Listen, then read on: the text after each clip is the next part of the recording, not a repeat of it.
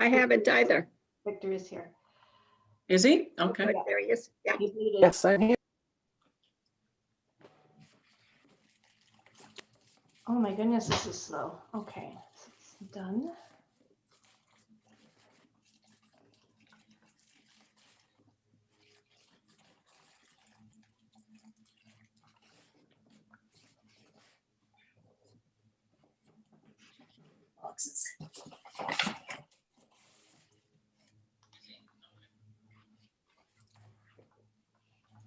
Oh, they're nice. Okay, so we're streaming now, and I'm just going to hit start recording. So we are ready to go whenever you are, Mayor Smith. Okay, if you'll take that slide down so I can get a full screen here. There we go. Good afternoon, everyone. Welcome to our May meeting. It doesn't feel a lot like May out there today. It's a little cool. All right, let's call this meeting to order. And our first item is approval of the agenda. I have a motion moved by Tom and seconded by Victor that the rules of the procedural bylaw be amended to move the presentation from WSP to follow agenda item number 11, public meeting. And further, that the agenda for the regular council meeting held May the 11th, 2021 be approved as, is there any amendments, Kathy? No, there is none. Okay, so as approved as presented. Any discussion? All those in favor? Carried.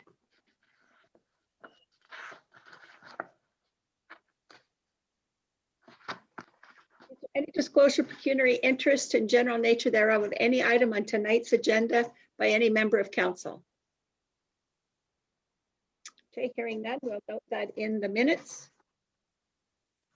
I have a motion moved by Bill and seconded by Elwin that the minutes of the regular council meeting held April 27th, 2021 and the special council meeting held May 4th, 2021 be approved as presented. Any discussion? Bill? Go ahead. You're on mute. Bill, you've got it. You're on mute. Hold your space bar down. There. Okay. Hold it down and talk.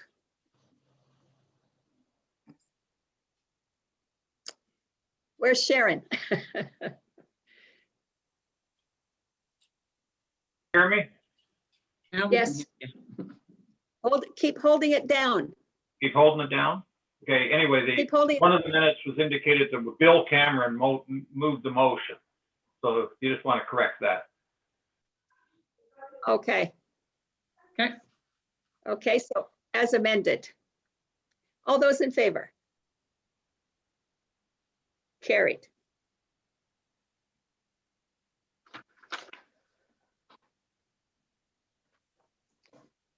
Okay, mayor's remarks tonight. I think I'm going to not make any remarks other than COVID is still with us. We're doing well. Numbers are coming down and it is still in all our little towns and villages. So stay at home is still what the order of business we need to do. Nikki, do you have anything to add? Okay, let's move on then. We've got a big agenda tonight. No deferred items, so we'll go right to the staff reports. And our first one is development services. Andy's with us. I have a motion moved by Brent and seconded by Cindy that council received the construction details report April 2021 for information. Any discussion? Andy, anything from you to us? Looks like No, you're busy. other than it's been very busy, that's for sure. Yeah. Okay. Brent? Go ahead, Brent. Thank you, Madam Mayor. Andy, some pretty significant numbers, and yes, you do look very busy. I'm just wondering if you have a sense of how much more busy you're going to be in the coming months.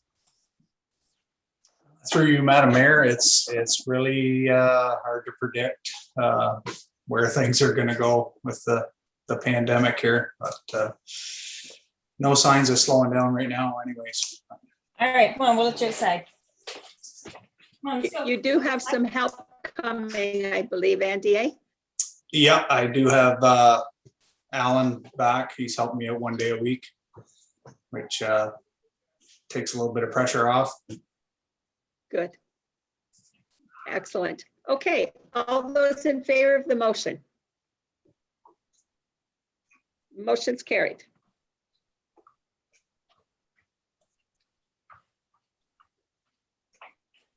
Next is Fort Erie correspondence.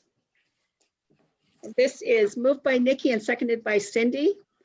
Whereas on March 23rd, 21, correspondence was received electronically from the town of Fort Erie requesting supporting motions from prospective councils.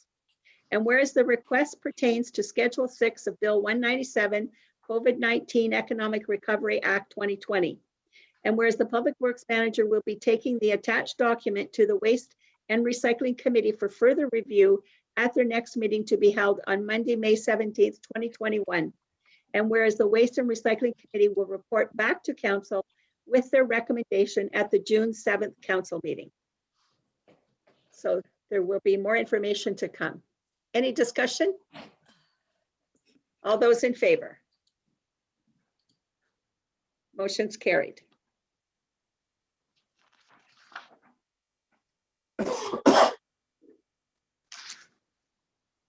Okay. Now we have a motion moved by Victor and seconded by Bill that council receive the Public Works Activity Report as prepared by the Public Works Manager dated May the 11th, 2021 for information. Any discussion, questions, comments? Tyson is with us and ready to answer. Brent? Go ahead, Brent. Thank you, Madam Mayor. Tyson, I know that our plan is for maintenance to be done on Westport Road this year in the hope of doing a major reconstruction next year. I was just wondering if you had any information with regard to how extensive the work would be done in the interim this year and when that might be starting. Through you, Madam Mayor, it was a couple weeks ago, we patched Westport Road once, but Brent, when the road gets to this point where we try to just do the bare minimum to it to meet minimum maintenance standards, so we're not throwing our money away, we'll be patching it again soon within the next couple of weeks, unless I hear that there's one that is not a pothole that's not within minimum maintenance standards. And to speak to the project that we've got planned for next year, it's going to be I'm going to need the council's help with that decision. Currently Westport Road is double surface treatment, but with the amount of pits and quarries along the first 5-10 kilometers of that road and the truck traffic that it sees, we're going to need asphalt on Westport Road. That's going to be my recommendation. So I hope that answers your question. Thank you. Okay. Yes, Okay, that's anything great. else? Thank you very much.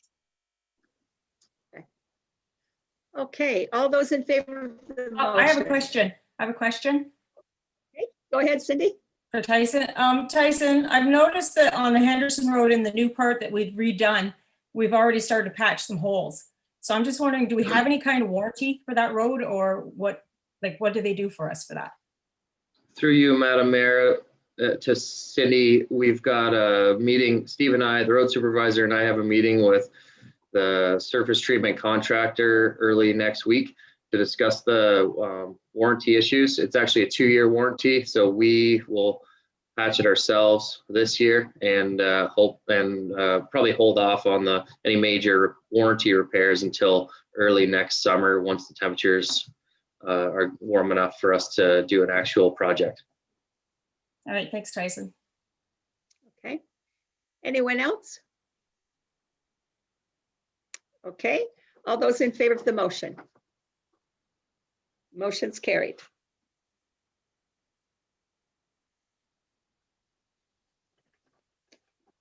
Okay. Next, we have a motion moved by Elwin and seconded by Tom Whereas tender PW 2021-04 was released on April the 19th, 2021, and closed on May the 6th, 2021 for the reconstruction of Ardoc Road as described in the document. And whereas the Public Works Manager has reviewed the bids and evaluated them according to the criteria outlined in the tender and is recommending that Gemmell Sand and Gravel be accepted as the successful contractor. Now, therefore, be it resolved that Council approve the recommendation of the Public Works Manager and awards Gemmell Sand and Gravel as the successful bidder in the amount of $743,529.49 before HST for the reconstruction of the Ardoc Road. And further, that the Public Works Manager be authorized to issue a purchase order for the work. Discussion? Our friends to the north will be very happy to see it done. Cindy, go ahead. This is a question for Tyson. When we do our tenders, I notice we're using the steel culverts instead of the fiberglass ones, which I think the fiberglass lasts longer. I'm just wondering, is that something we need to change in our tenders so that we're using better quality ones? Through you, Madam Mayor, to Councillor Kelsey, this contract spec HDPE high density polyethylene culverts with a stiffness value of 320 kPa. Okay, thanks. I'm not sure what all of that means, but Plastic, they're plastic. Plastic, they'll last longer, they won't collapse as quick. Yeah, sometimes we use CSP because of the structural value. When our old roads where it's not built up high enough, we don't have the proper amount of cover.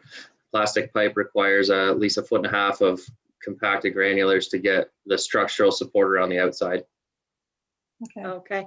It might be worth Makes doing sense. the extra work though if they last twice as long. Agreed. All we need is more money. Okay, so back to the motion. All those in favor? Motion's carried.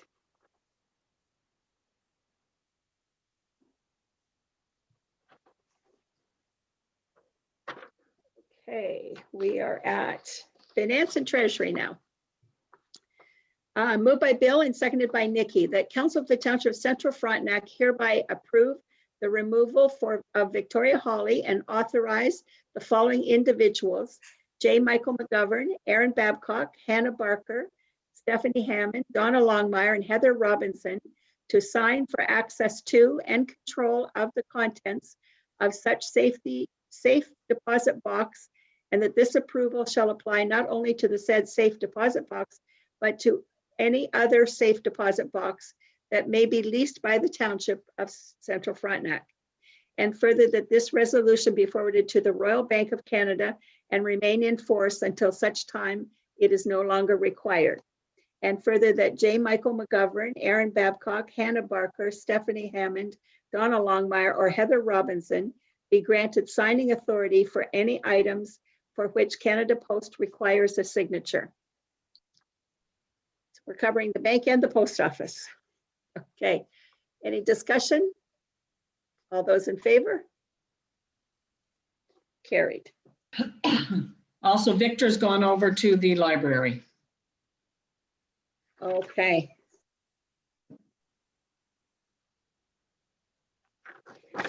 We have a motion. This is moved by Cindy and seconded by Brent. That council received the report entitled Zoning Bylaw Amendment Brunke as prepared by Sonia Bolton, Manager of Community Planning, County of Frontenac, for information. And further, that council passed the respective zoning bylaw amendment Brunke later in the meeting. Sonia's with us if there's any questions or comments. Good evening, Madam Mayor, members of council. I have a brief presentation, but that's entirely at council's discretion. If you are satisfied with just asking questions, I'm happy to accommodate that as well. Okay, council, what's your desire? Do you want to see the presentation? Oh, I read or it. just ask questions? I'm okay. All right. The joys of getting the package early is they can go through it. So are there any questions or comments on this application? Okay. Hearing none. All those in favor of the motion? Any objections? Motion's carried.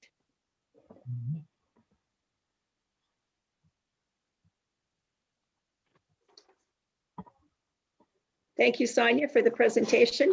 Obviously, it answered the questions before we had to ask them tonight. That's the best way of going about it. It is. Bill? Go ahead. Madam Mayor, Sonia, was that not a repeat presentation to what we received a few meetings ago in regard to, was there, and I didn't see anything added other than what you presented in the past. Am I correct?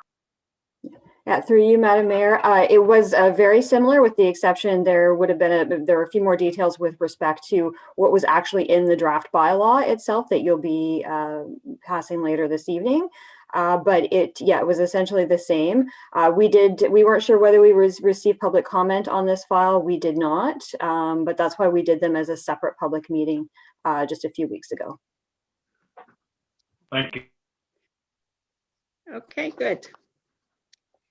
All right, we are now at planning open house summary report. This is moved by Bill and seconded by Tom, that council receive the summary report from the official plan open house meeting held on April the 28th, 2021, as prepared by Joe Gallivan, Director, Planning and Economic Development, for information. Any questions or comments? Bill? Yes, Madam Mayor. In regard to the consent applications, so that Andy brought up an issue that I think might be something we should look at, and that's land division consent, which if we're looking at an official plan that's going to be in effect for the next 20 years or whatever, our restrictions on land division saying that we can only have 3 lots on a, well, we're actually creating 4 through consent. I'm wondering if this is something we should perhaps look at, as it should be changed, given it may end up being a restriction to development in the future. I just wanted to get other people's views on that. That's right. Sonia, maybe you could just speak to that. I believe right now it's any property that was subdivided by severance from 208. If they've had their 3 severances, that's it. Yes, through you, Madam Mayor, that is correct. So in the past, a lot of municipalities have reset the clock every time that they've done a new official plan. That practice by a lot of municipalities is sort of falling by the wayside, and they're keeping the oldest date available. And the reason for that has been the change over the past number of years to the provincial policy statement, which has included stronger policies about limiting rural residential development in order to not overly fragment the land. So that you're not introducing a lot of small rural residential lots in, I guess, sort of in an unorganized pattern, right? So there are still opportunities to do residential development, but once you get past usually around about 3 severances, it is generally more appropriate to do it by plan of subdivision or plan to condominium. And certainly I think with the work that's being done leading towards being able to do communal servicing, I think you're going to see new opportunities open up for different kinds of development. But essentially, yes. Now, in terms of changing that date, as an example, I do know that, for instance, there was a great deal of work done not too long ago, predates me, but it wasn't too long ago that we as the county looked at the severance numbers for Frontenac Islands. And I do know that being able to come to a consensus on a date as well as number of permitted severances, and I believe it differed between both Wolf and Howe Island eventually, but that was about 8 months of research that Megan Ruckwald and one of our other colleagues through GIS undertook. So it wasn't, it's the kind of thing that we're certainly not averse to looking at the issue, but we can't just arbitrarily say yes or no to how many lots it should be and what the date should or shouldn't be. In order to be able to say that we have met the requirements of the provincial policy statement, there is research that is needed to go into that. So again, we're certainly happy to help the township to do that. I'm just not certain how long that would take and whether it would meet your intended timeline. I know you've been working on this official plan for a long time. So that would be something that you would have to consider as part of your discussion. Other comments and questions? I totally agree that it's probably something we should have looked at a couple of years ago, because if you drive some of our back roads, we don't have class 1 farmland. Infilling would make those roads a lot more attractive to the municipality to spread the dollars when we're maintaining them anyway. And subdivisions is difficult given our topography and our rocks and trees and wetlands. So I just think we're kind of late in the game now to be looking at changing a date in the official plan that we want to get passed. Any other comments? Tom? No, I agree with that, Your Worship. I think that to change it now, we would delay it even further. It would probably take another year or more, maybe. Who knows? But I don't see a problem. Maybe the next time around we can take a look at it. Or, I mean, as we go forward, can we, Sonia, can we not change it within the next 4 or 5 years if we decided to make an amendment to it? Yeah, through you, Madam Mayor, absolutely. I mean, we are more than happy to work with the township at a future date. If you want to have some direction given to the planning staff to have a specific look at land division, what we would do is, as part of that review, would be looking at what's happened in the township over the past number of years to kind of show you a pattern of development and how that may or may not have changed over the course of a number of years, and kind of predict forward what would be appropriate in terms of allowing future severances based on the growth population projections that have been done for the county and for the township. So it's absolutely something that you can take a look at. You do not have to wait until, I think the new deadline, because you're doing a new official plan, is 10 years for your next update. You certainly do not have to wait that 10 years. I know the review that was done for the islands was not part of an official plan update. It was a separate project initiated by the township. So that is certainly something that we're happy to help the township with, even after the official plan is approved. That's right, Sonia. And I think as our demographics are changing quite quickly, that within the next 5 years, it may look a lot different than what it looks like today. So I really think we should go ahead and approve the official plan, and then with that option in mind, if we want it down the road. Okay, Bill, and then Brent. Through you, Madam Mayor, to Sonia. Sonia, there's a tremendous amount of property in the area in the central Frontenac where there are large tracts of land. I'm talking hundreds of acres of property that someone may want to sever. If they sever like 3 small lots from that, they don't want to divide the whole property, but they could, the retained piece portion of it might be in the neighborhood of still 200 or 300 acres, but it's restrictive with what we're doing by allowing just three lots. But could this be handled through an official plan amendment if we decided to go to a different number? Through you, Madam Mayor, it could certainly be done that way. So what would happen is an individual themselves could propose to do an official plan amendment, and that's often a bit onerous. But the township itself, if they initiated a review of how the severance activity, initiate the review of what the historic severance activity is and what your options are for proceeding in the future, we would end up, whatever change that council ended up wanting to make would be done as an official plan amendment. So we would do likely a review, put that together in a report for your consideration. And if there were changes that you felt were warranted, you would then direct staff to go ahead and undertake the official plan amendment process. So that's correct. Okay, Brent? Thank you, Madam Mayor. I think this is a worthy topic, and I'm glad it was brought up. I'm sort of sharing the view of everybody. At this particular point in time, we've been working on this official plan for a very long time. And if we're going to be able to meet, I think, a reasonable objective of getting it passed, there's a limit to what we can do in the interim. But There have been a lot of changes that have occurred in this township. There's a lot of demographic changes. COVID has changed a lot of things. Technology has changed a lot of things.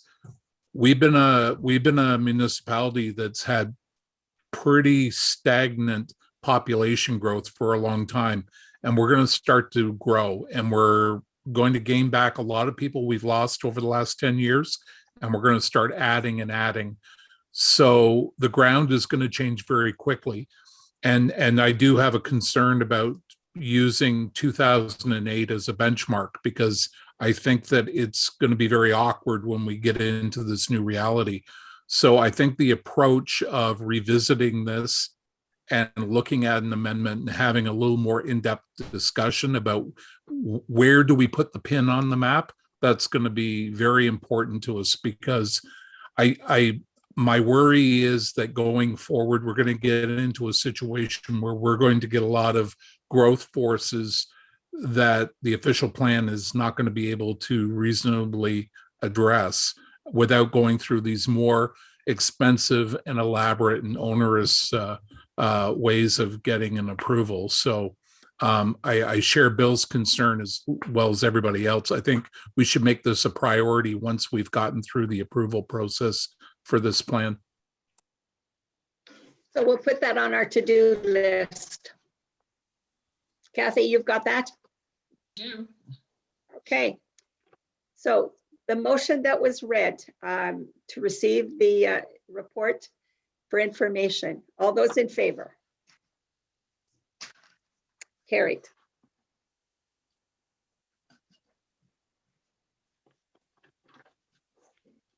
Okay. Moved by Cindy and seconded by Tom. Whereas the Comprehensive Ontario Police Services Act 2019, Bill 68, was passed on March 26, 2019, which established the Community Safety and Policing Act 2019. And whereas OPP detachment boards under the CSPA are to be established, which will replace Police Services Board and Community Policing Advisory Committees, known as CPAC. And whereas the framework for detachment boards requires the municipalities and First Nations within the jurisdictional area of detachment to submit one proposal indicating the composition of their board by June 7th, 2021. And whereas the CAO from South, North, and Central Frontenac discussed the potential structure for the Frontenac Detachment Board for discussion by each of the respective councils. Now, therefore, be it resolved that council consider the tentative recommendation of the CAOs from South, North, and Central on the composition of the Frontenac Detachment Board. And further, that this be brought back to the May 25th, 2021 meeting for council's decision and endorsement. So discussion. Victor and then Tom. Thank you, Madam Mayor. My apologies. My home internet was not stable, so I'm at the library. So I made it back, and actually I'm very happy because this is one of the items I really wish to speak to. The composition right now is like a total of 8 people, but they are either political or appointed. In the documentation, there was a lot of stress on First Nations and Indigenous people. And I know that in the documentation, they were specifically speaking about areas that were under the control of a First Nation. But it got me thinking. A news article that I read this morning on CBC says that the Indigenous population is only 5% in Canada, but they represent 30% in our jails and prisons. So we have a huge issue with policing and Indigenous communities. And I'm just wondering whether or not we should offer a position on this board to the Shabbat Obajuan. I think that would be a useful element to have in that board, as it would it'd be more representative of the community. So thank you, Madam Mayor. Okay, Tom? Thank you, Your Worship. I had a couple points on this. On the A11, one of the, under the proposal where they had the question under A11, as to who they're referring to as the provincial appointee. And that's my first one. When they say provincial appointees, are they talking provincial elected officials, et cetera, or what do they, can somebody comment on that, or does anybody have any idea? Do you know, Cindy? Kathy? Kathy or Cindy can talk to that Yeah, one. I can speak to it. I can speak to it, Madam Mayor, because I was on the call. I was on the information session as well in regards to the policing boards.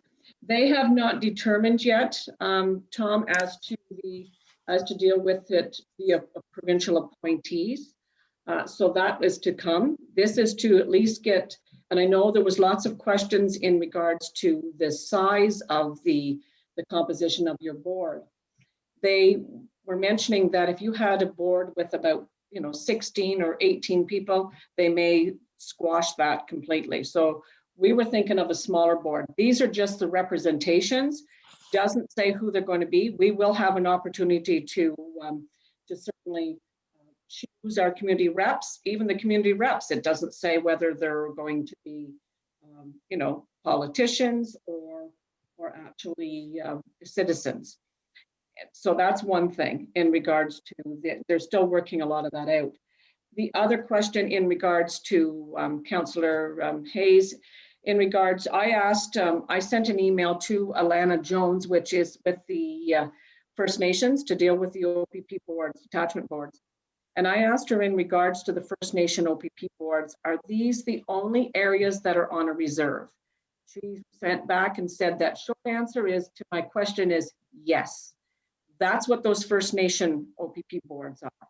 But she did say the First Nation community should be included in the discussion with the municipality on their interest and participation on being included in the OPP board. So we will have to certainly speak with the Charbonneau-Bajowan. The board composition is intending to reflect diversity of the communities that are receiving policing services from the OPP within the detachment area. So it's ultimately up to them whether or not, and that means for us would be the Charbonneau-Bajowan, whether they wish to participate on the board, but definitely need to be included in those discussions and have the option to participate. So I did get that directly from Alana on that. So what I will be doing is taking that back to the other two CAOs, because they're not aware of this now that I had just received from Alana. There's also the Ardagh-Algonquin group. Yes. I think we would need to ask if we're talking north, south, and central. Yes, because the other thing on the provincial, aren't they? Right. Yes. Okay. On the provincial appointment, Tom, often what happens is the province will ask for interests. People send in notes of interest, and then they pick who they want to be the provincial representation. Brent and then Bill? I have a second part after, okay. Oh, okay. Thank you, Madam Mayor. You're correct on the appointments because the provincial government runs, they have a website where it lists appointments for various things. They could be police services boards in different communities. It could be sitting on the board of TV Ontario or the Ontario Science Center. So people from across the province, depending upon whether they meet the criteria, would be able to put their names forward. What I did want to do is endorse what Victor had said. I think we have a great opportunity to reach out to our Indigenous community. And since there's no specified maximum size for a board, certainly there should be some flexibility in that. And I think we should make every opportunity to reach out. And Madam Mayor, I certainly will put that back to because I think now South Frontenac has, I'm not sure if they've completed their resolution in regards to the size of the board, but yes, I will be discussing that further with the other CAOs. Okay, Bill and then Tom. Excuse me, Madam Mayor. Just a question in regard to South Frontenac actually have a contract with the OPP whereas Central and North Frontenac went with what they considered at the time as being the status quo. We don't have a contract, but the OPP are actually policing the area and we're paying for it.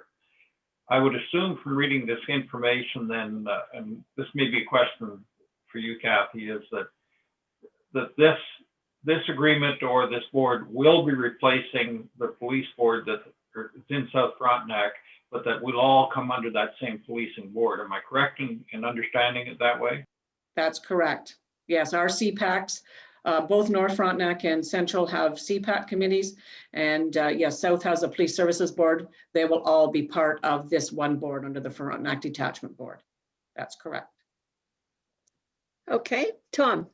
Yeah, thank you again, Worship. The second part of my question was with regard to the community appointment. Now, since North Frontenac and Central would only have one representative representing the two areas, maybe this is where we could go along with or answer Victor's concerns, is that you have two appointments, one from North and one from Central. And maybe one of those could be one of the Aboriginals or whatever group of First Nations people. But anyway, I just wondered, who is that, a council appointment or a provincial? You know, In regards to the provincial appointees? to the community appointment. I guess that would be a council, and would it not? That's correct. I would expect, and then a lot of that stuff is still rolling out, but I would expect we would send out as to who might be interested and put their name forth. So maybe we add one more there instead of having only one appointment for North and Central.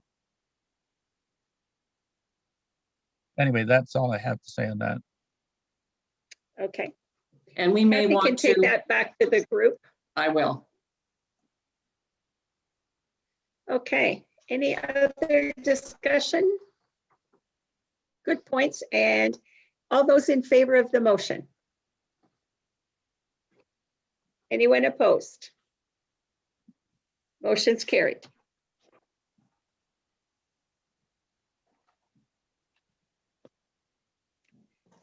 Okay. Regional Roads Network. We have a motion moved by Bill and seconded by Elwin. Whereas the County of Frontenac has forwarded the Frontenac Regional Roads Network, KPMG final report to each of the member municipalities for their review and action. Now therefore be it resolved that Council receive the Regional Roads Network final report prepared by KPMG for information and that no further action be taken at this time. Discussion. Okay, Bill? Yes, Madam. I was under the impression that this report was to come to each of the member groups of the county. And if we were as a council in favor of the regional road network, we should actually pass a motion of moving forward with this after the KGM report. If we pass a motion with no further action, then I think our move to get a regional road network and maybe have the ability to access provincial grants through the county will be lost. Frontenac County has lost millions of dollars that other counties have received because we have no ability to apply for our road grants because we don't have any county road mechanism to do it. So the whole purpose of this report was to look at whether or not we should set up a regional network so that we can apply for provincial grants when it's possible. So this motion's reading that we take no further action. I'm a little bit concerned about that. Madam Mayor, I can speak to that a bit if you wish. Okay. In regards, yes, I know in North Frontenac Township, they're going to have their public works manager do a little bit more, another report going forth. I can speak to it is that when we spoke with Neil Carboni at the CAOs in regards to South Frontenac moving forward, and they are not interested in moving forward with the regional road network at this time, and that it maybe have to go to another council.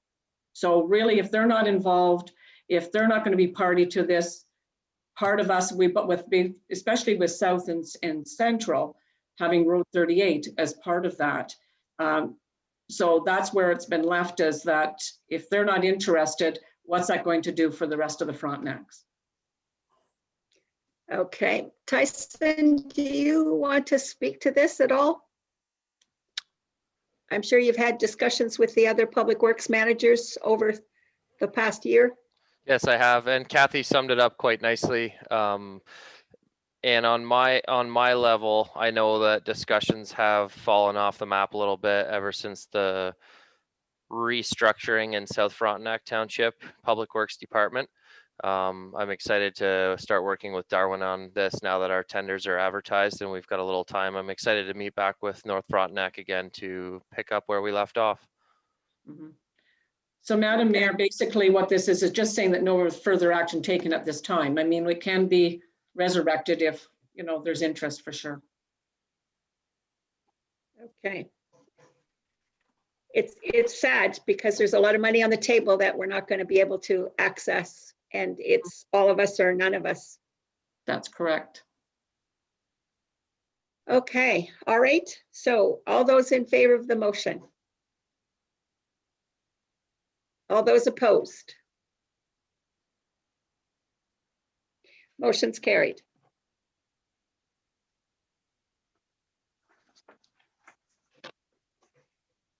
Okay, we are at committee reports, moved by Cindy and seconded by Sherry. Seconded by Nikki. So that's That Cindy, council Nikki? received, Madam Mayor? Cindy and Nikki, yes. Thank Yes. you. That council received for information the Mississippi Valley Conservation Authority letter dated August 30th, 2021, and minutes from their March 17th, 2021 board meeting. Discussion? Excuse me, Madam Mayor, it was April 30th, not August. Sorry, April 30th. I'm tired already and we've just begun. April 30th is what's on the motion, yes. All those in favor? Carried.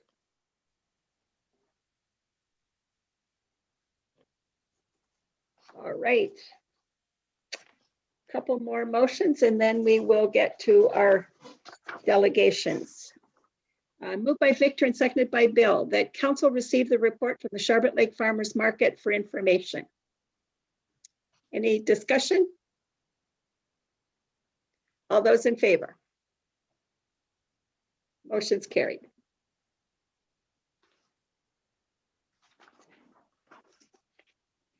Moved by Tom and seconded by Brent that council receive the Eastern Ontario Trails Alliance Board meeting minutes dated March the 11th, 2021 for information. Any discussion? All those in favor? Carried.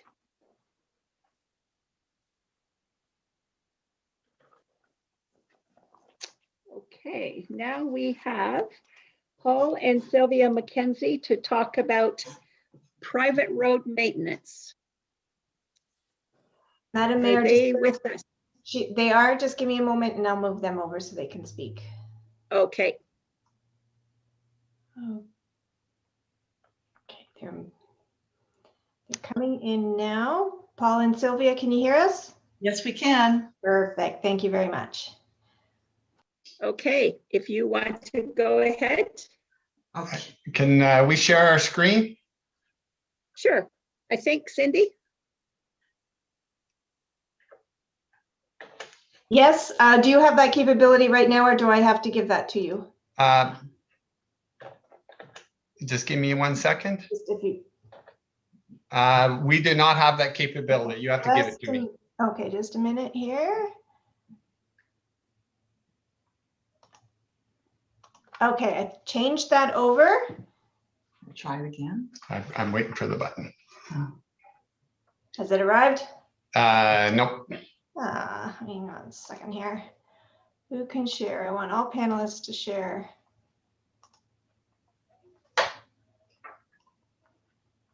Okay.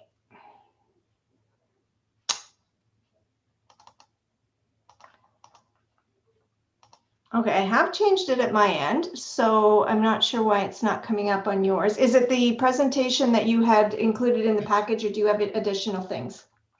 It's the presentation that we have in the package, then we will speak to it.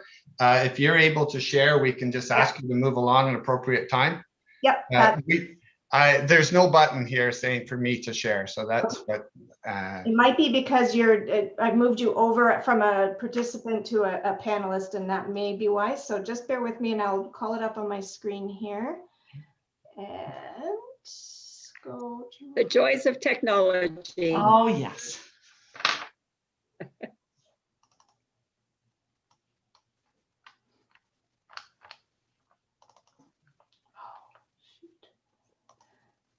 okay, just That's okay for now. No.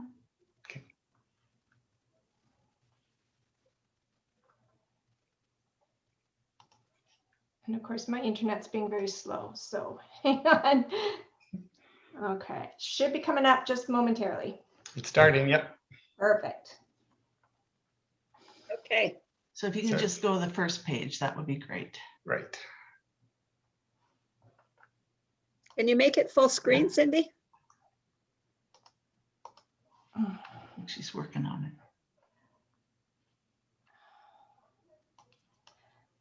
Let me try something else. Just bear with me a moment. Okay.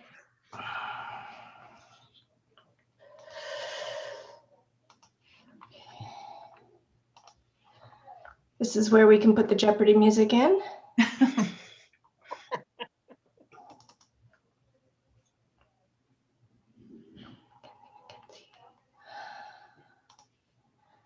I'm going to the original document, so it's not the part that's uploaded. I'll call that up. It's a PDF, so it should go full screen. And there we go. I'm going to move that over and share my screen again. And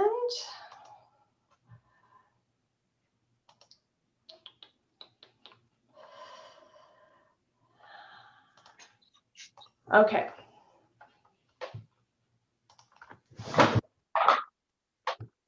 Can everybody see that? Yes. Yes. I can. Good. I can see it. Are we okay? Yes, please go ahead. All right.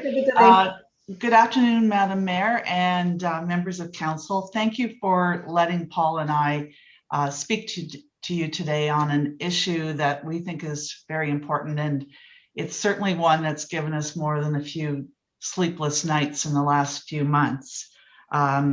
Simply stated, the issue for us is that the township has removed service to the last 400 meters of Bernie Point Road, a road that we believe is a year-round maintained road. We feel that the removal of the service will have drastic impact on the value of our property and also on our ability to enjoy it year-round. Next slide, please. So I've got a blown up of the map showing where Bernie Point Road is, and I've circled the area that's up for discussion. So it was September of 2016 that we made an offer on the property at 1037 Buell Lane, shown by the star there on the north shore of the west basin of Charbot Lake. Buell Lane accesses to the end of Bernie Point Road, and Bernie Point Road goes from Buell Lane all the way out to Highway 7. We're nearing retirement, and when we spent 3 years looking for property, we were looking for a property that allowed us to build a 4-season home that had a 4-season access.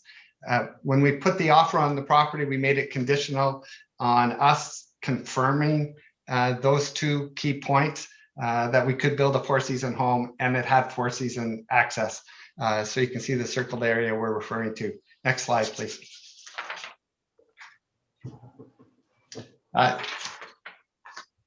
In doing our due diligence before we closed on the deal, we took the step to do as much research as we could and looked at the other publicly available maps to see how Bernie Point Road was designated. We've taken some screenshots here. Google Maps shows it going Bernie Point Road, going to Buell Lane. The central Frontenac map system has it going to Buell Lane, and on the bottom left is a document we pulled off your website that identifies your road maps, and it also has going to Buell Lane. Next slide, please.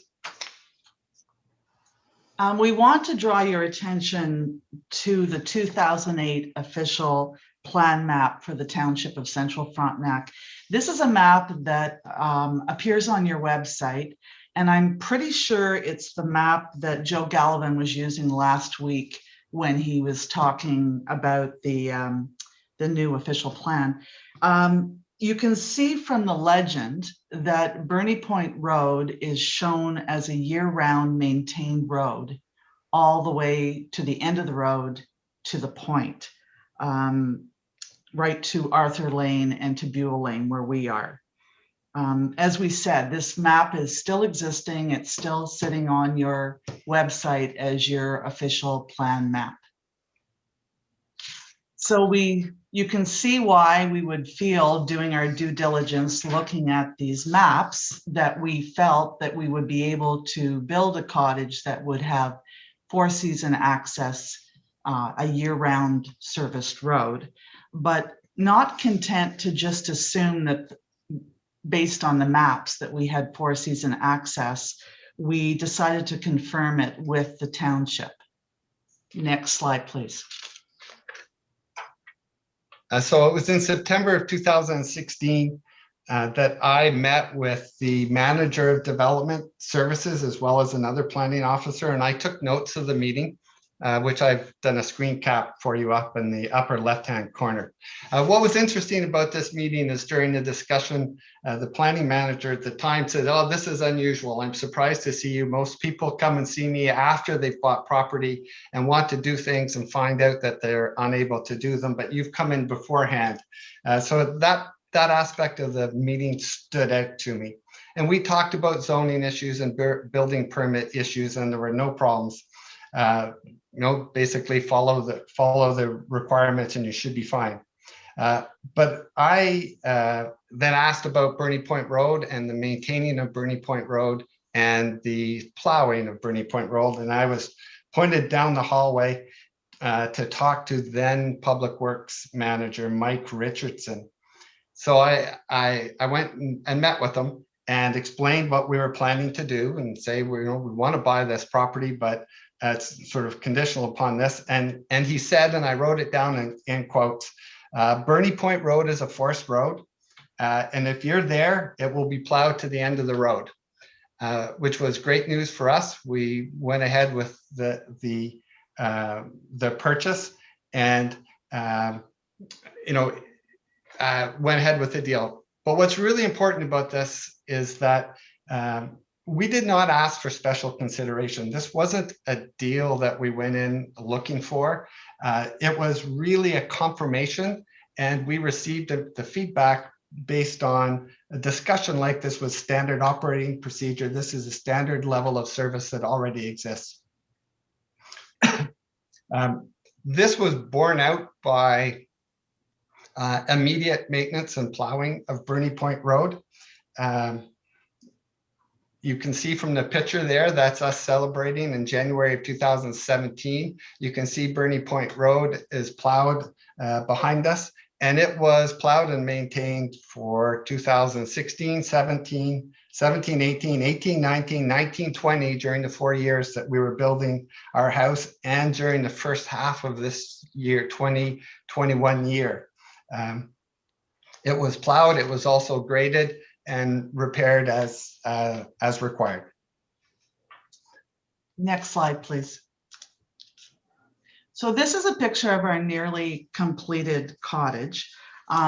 What we just wanted to point out here is that the combination of us developing the property and the road being plowed over the last several years has basically inspired or invigorated the other people on the point to look at refurbishing their properties. And we know of at least 3 that are either in the midst of planning or have started refurbishments. Likely all 3 would have the potential for 4-season use. One for sure has told us that the road being plowed has inspired him to start using his cottage year round. And I believe he's been doing it the last few years off and on. Next slide, please. So just 2 more slides. So it was January of this year, 2021, that our snow removal contractor called me up. He was plowing Buell Lane for me, but he also holds a contract for plowing Bernie Point Road. And he informed us of a conversation that he had with Mr. Myers, the Public Works Manager, that he was no longer going to be plowing and maintaining the last 400 meters of the road. This was obviously a surprise and very upsetting. And I had a couple of conversations with Mr. Myers in January. I would like to say just a note of his professionalism and courtesy in the discussions. Although I didn't like any of the answers, it was a very pleasant discussion. So thank you, Mr. Myers. But I summarized the discussion and the decision that he made as 3 points. Number 1, that this portion of Bernie Point Road is not a road, it's actually a private lane. I think we've kind of established that all the documentation that we received from the township and the conversation clearly shows that it is a 4-season maintained road. So Mr. Tyson and I are in disagreement with that statement. There was also some discussion about something with provincial standards. We did not spend a lot of time on this, so I don't know all of the aspects, but we believe that a discussion about standards has to do with costs, which brings us to the 3rd point, which we did talk about a little bit more. Mr. Tyson followed up our meetings and sent me a note saying that the average cost to maintain gravel roads for the township is between $1,500 and $3,000 per kilometer.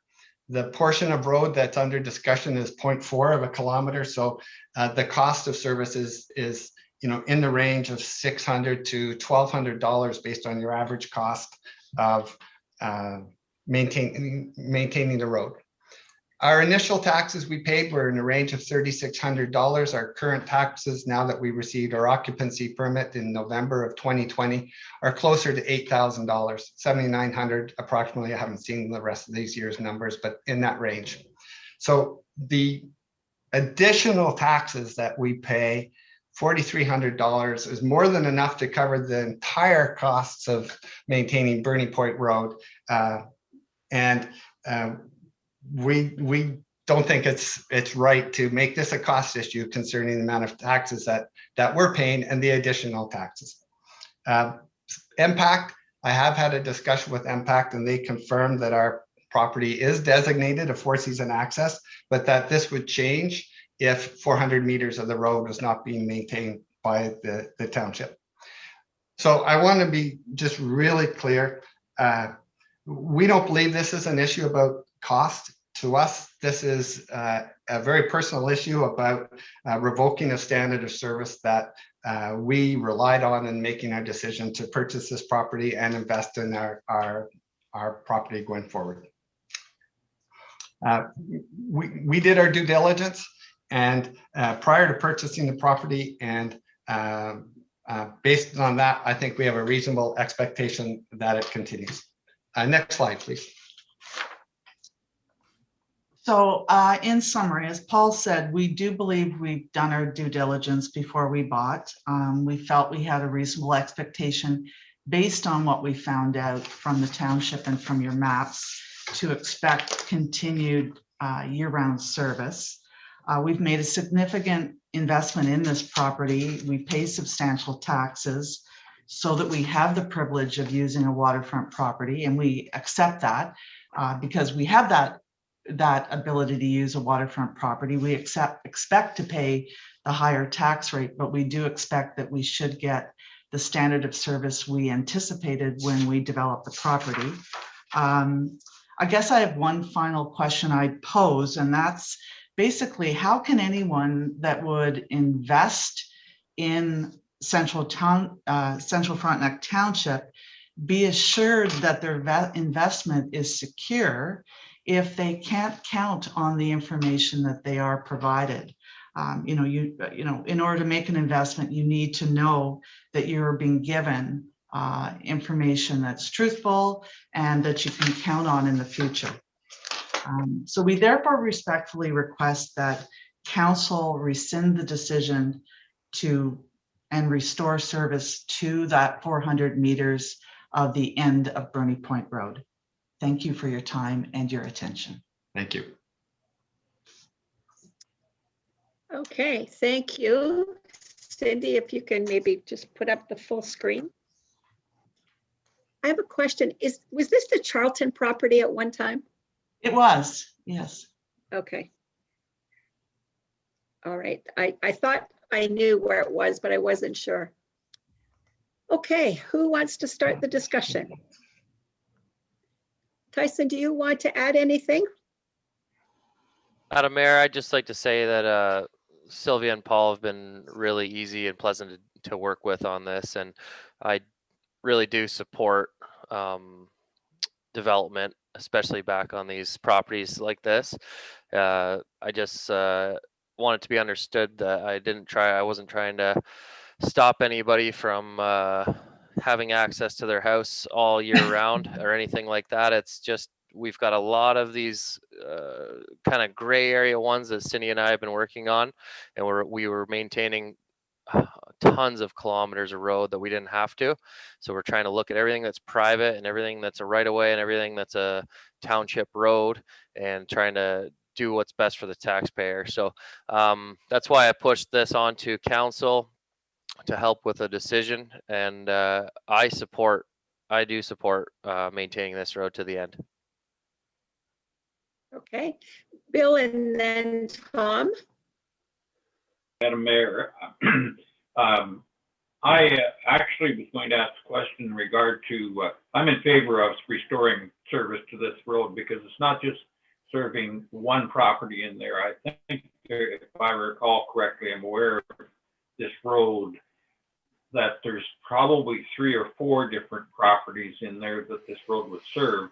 And I suspected if this was maintained as a township road, there would be an impact on the taxes of all of the properties, as Paul and Sylvia have pointed out, that without a township road coming to the property, their value would be reduced. So the other people would probably experience an increase in taxes also. But in the meantime, I think because it's on our road maps and it's always been recognized as township road, that we should continue to service it. Okay, Tom? Thank you, Your Worship. I concur with, Councilor McDonald. I think Paul and Sylvia had done their due diligence prior to buying this property, and I think there was an expectation on their part that service would be continued because we had already set a precedent by plowing it before. So I think that I would definitely support reinstating the service for the 400 meters because I have to agree with Councilor McDonald's summation there. Okay. I just want to caution council that it is called Buell Lane. And when it's a lane, it's private, not municipal. Oh, just excuse me, Madam Mayor, just a point of clarification. We're not asking for a maintenance of Buell Lane. We're asking for maintenance of Bernie Point Road, which ends and tees to Buell Lane and Arthur Lane. Buell Lane is definitely a lane that's our responsibility with the other owners. There's seven different properties at the end of Bernie Point Road. Okay. Yes, it's not Buell Lane. I wasn't sure where Buell Lane was, but so this goes to Buell Lane that then is privately looked after. I was going to explain, and it looks like Cindy would like to explain too. If it's helpful, Madam Mayor, I can pull up the survey that shows that. It's up to council. I just tried to sort out in my own mind where this is. can you see the plan there? Yeah, we can. Okay, so this section of Bernie Point Road to here, it's called Bernie Point Road, but it's in private ownership. So that is the section that is kind of that we're talking about right now. So it is currently owned by I can't remember the name of the individual that purchased from Charlton, but it actually I think it went with the lot addition over here. So this is a private ownership to here. So the issue that we were confronting was the fact that we were maintaining a road that was in private ownership. Buell Lane is this section coming down here. And then Arthur Lane. I can't see your cursor. I can't see it. So I don't know if you can see that. Can you make the cursor bigger? We can't see. Oh, sorry. No, I can't. This section is Arthur Lane here to the west, and then Buell Lane comes down this way to the east, and then this point of Bernie Point from here up to the boundary is that portion of Bernie Point that we don't have any ownership of. It's private right of way. So we're not plowing private. That's right what of we way. were doing. Yes, we were plowing a private right of way. And I just, as much as I support this, Madam Mayor, I would like to just advise council. I think Cindy would agree that there's probably many other similar situations. So if we allow this, I think that we're going to be back to council quite a bit with more of these. Sorry, I thought it was, And I thought we were looking at the road. I guess the question is, should we not have an easement over this land that doesn't belong to us? Brent? I think ahead, my Brent. question is, Madam Mayor, my question is, we had this all down on the official plan as our road, and a good portion of it was not our road. So I'm just wondering why our official plan had it down as a township road if it was private ownership. I think I can maybe address that. The official plan doesn't delve into legal ownership and road status, and it's a very convoluted and complicated situation. So there are many inaccuracies on the official plan documentation, just because that's not where you would typically go to confirm that type of information. You typically would look at survey evidence and land registry information at the registry office to confirm that. So it's not, it's unfortunate that it was misleading, but it's not typically something that you rely on for that information. If I could just add to that, and I totally understand and appreciate that. I think though, from this situation, and I'm mindful of what Tyson is saying about setting a precedent, but I think that if people look at the official plan and they're looking at that type of documentation, they're not necessarily going to say, I don't trust what my eyes are seeing. I'm going to go and check out the land registry and see where the road actually, where the ownership lies. So I'm mindful of the fact that we don't want to set a precedent, but I think that maybe in this particular situation with the documentation that was out there, I think that if you have a plan that implies that it's a township road, you're not going to question that, and you're not necessarily going to say, well, I don't believe what that says, so I'm going to do my digging. So I can see that this might be a one-off case where we're not necessarily setting a precedent, but we may be correcting something which may impart misinformation based on the official plan. Madam Mayor, can I also maybe speak, and maybe Councillor Burke might be able to shed light on it, because I believe probably that was Olden Township back in the days. So I think they were the ones that probably maintained it and plowed it from Highway 7 straight through. So, and they may have done the same thing of not really understanding private ownership compared to that. So just a thought. Victor? Thank you, Madam Mayor. this is a very touchy issue here. I think they have a very good case here. We're worried about setting precedent, but we already have set precedent by plowing the road up until the middle of this year. So I think they have a very good case here.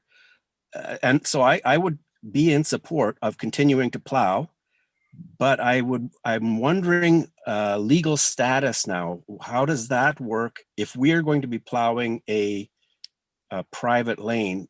What do we have to do so that we don't get into some kind of difficulty, and especially with liability?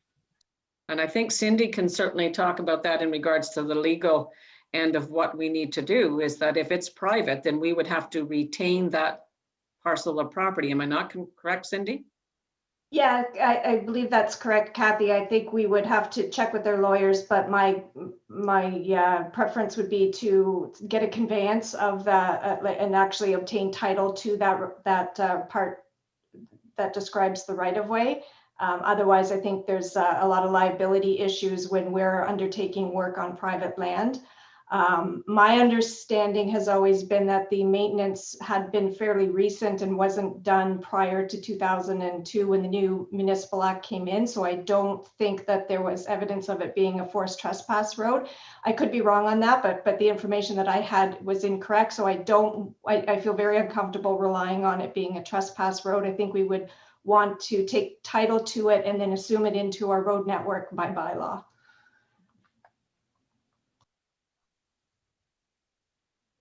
Okay. Any other questions or comments? Bill, go ahead. To you, Madam Mayor, I'm just wondering if a recommendation we could continue on with the maintenance for the time being and look into the possibility of taking ownership of the road, because I am aware of the fact that forced roads or trespass roads, whatever you want to call it, whatever description you want to put on it, we have those all over the townships, and we've always recognized that we've done work on forced roads. The turn of the century, that's all we did have was forced roads. The question remains is that having a description of that right of way or that road in there may mean that we would to be able to take it on as part of our service roads. We may be looking at the cost of purchasing some more property, because it may not be up to municipal standards as it sits today. Those are just my comments, Madam Mayor. Okay. Tom, did I see your hand? Yeah. Thank you, Your Worship. Well, now that I've heard that we're talking about a lane instead of the road, I'm not comfortable now saying that I agree with it. I really think that we need to, because to my way of thinking, if we're going to take this over, we're now going to possibly end up with other property owners that we're going to have to buy property from. It's going to be involved more than Paul and Sylvia. I just don't feel comfortable now going ahead and saying, yeah, go ahead. But I think we need to do a lot more research on this thing, find out exactly how much, like this property that's actually the private road, whose property is it actually on? Okay, Tyson? Through you, Madam Mayor, I think Cindy can probably speak to whose property that is actually on. I wasn't actually going to answer Tom's question. I was just going to comment on further to what Bill said is approaching this with caution. I think this is also going to trigger discussion about some kind of a mechanism to switch the ownership or to switch the operations for when we do encourage enough development in an area like this, and we do start bringing in enough tax dollars. Where is that cutoff where we have got enough development going on in a certain area to make it public and to gain them access all year round to maintenance? Because I think we all have the common goal here of encouraging this type of development. I think just we need to maybe iron out when that switches over. And if the people requesting it have any skin in the game kind of thing, are we going to ask them to bring some of the road up to standard or contribute something to make that happen? certainly in other places, if it's a private lane and they want it to become a public lane, they have to bring it up to standard and then hand it over to us following our specifications for private roads. Your Worship, could I ask for deferral on this until we get more information from staff and take a look at this a little bit deeper? It's not exactly as it was presented in our package. Madam Mayor? Suggest? Yes. This is Paul. Thank you for one last question. Sure. We were told it was a forest road. The survey drawing that was shown didn't exist when we were doing our research. That was created as part of the purchasing process. And forest road is, my understanding, a township road over private property.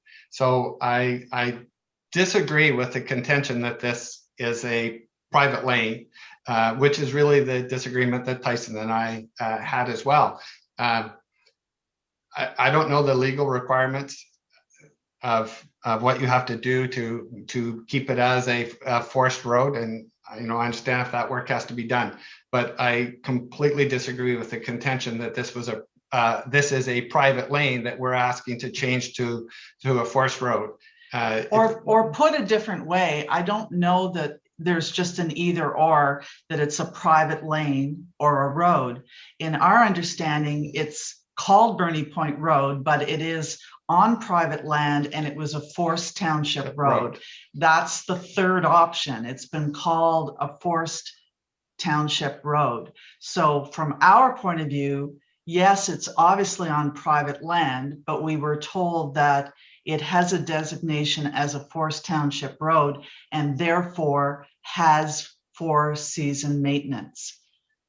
So from our point of view, there's a third option. And I know you have other things to work out, but when you say it wasn't the way it was presented in the package, I think we presented that we were told it was a forest township road that happens to be called Bernie Point Road on private land, I guess is how I would. And just to clarify, Bernie Point Road is a forest road. I think the question is, where does that forest road stop and private land start? So it's and that's where I get confused, and Cindy's helped me along. I see she had her hand up for a little while there, but my understanding is that Bernie Point Road is only public to Ivy Lane, where then it turns into a right of way. Okay, I think what we need to do is ask for more information, give staff some more time to put together some background information for us instead of deferring it. I do have a motion in front of me that I can read. It's moved by Bill and seconded by Tom. That council received the information provided by Paul and Sylvia McKenzie for information, and further that staff provide further information prior to a decision being made. Is that acceptable to council? Yes. Okay, so we'll have staff bring it back to us, maybe not the next meeting, but as soon as they can, so that we can help get it resolved one way or the other. Okay, so that's the motion, that staff provide further information prior to a decision being made. And if I could just say one last thing, that lost in all of that discussion is the fact that no matter what it is and what you see it as now, we were told something in which we used to base a major investment of our retirement income. So to us, that's the critical issue. I know there's lots to work out, but where does that leave us when we can't trust what we were told or what we saw in front of your own website? But that's. Thank you for the time. Thank you for your time. You're welcome. Okay, all those in favor of the motion? Motion's carried. Okay. Now, we'll do correspondence, and then maybe we'll just take a couple-minute bathroom break and then come back for the WSP presentation. I have a motion moved by Elwin and seconded by Brent that council receive for information the following correspondence, and it's 1 to 6 that's in your package. Any discussion? All those in favor? Carried.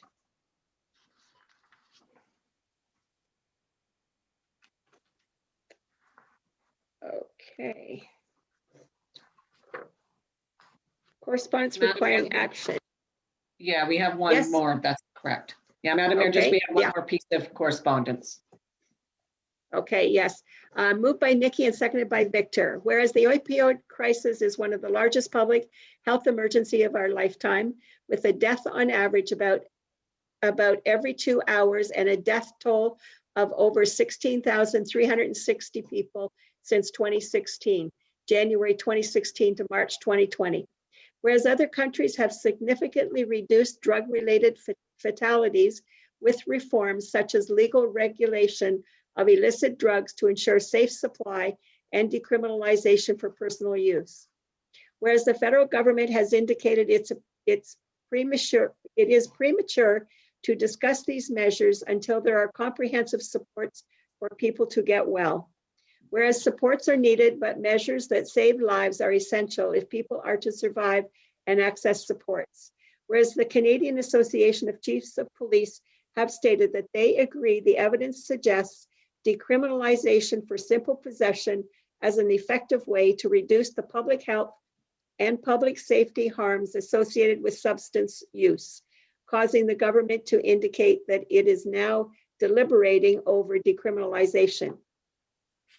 Whereas the overdose crisis rages, showing few signs of abating, be it resolved that the Government of Canada declare the overdose crisis a national public health emergency so that it is taken seriously and funded appropriately. Be it also resolved that the Government of Canada immediately seek input from the people most affected by this crisis and meet with provinces and territories to develop a comprehensive pan-Canadian overdose action plan, which includes comprehensive supports and full consideration of reforms that other countries have used to significantly reduce drug-related fatalities and stigma, such as legal regulation of illicit drugs to ensure safe supply of pharmaceutical alternatives to toxic street drugs and decriminalization for personal use. And that a copy of this resolution be sent to the Minister of Health, Patty Hajdu, our local MPP, Scott Reed, and Mums Stop the Harm. Any discussion? All those in favor? Motion's carried. Okay.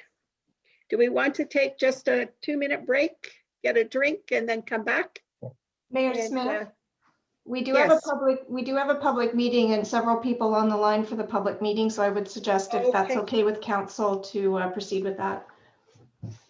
Okay, no, let's do that. I'm sorry, I thought we were down one more. Okay, so how do we start the public meeting here, Cindy? I'll read the motion.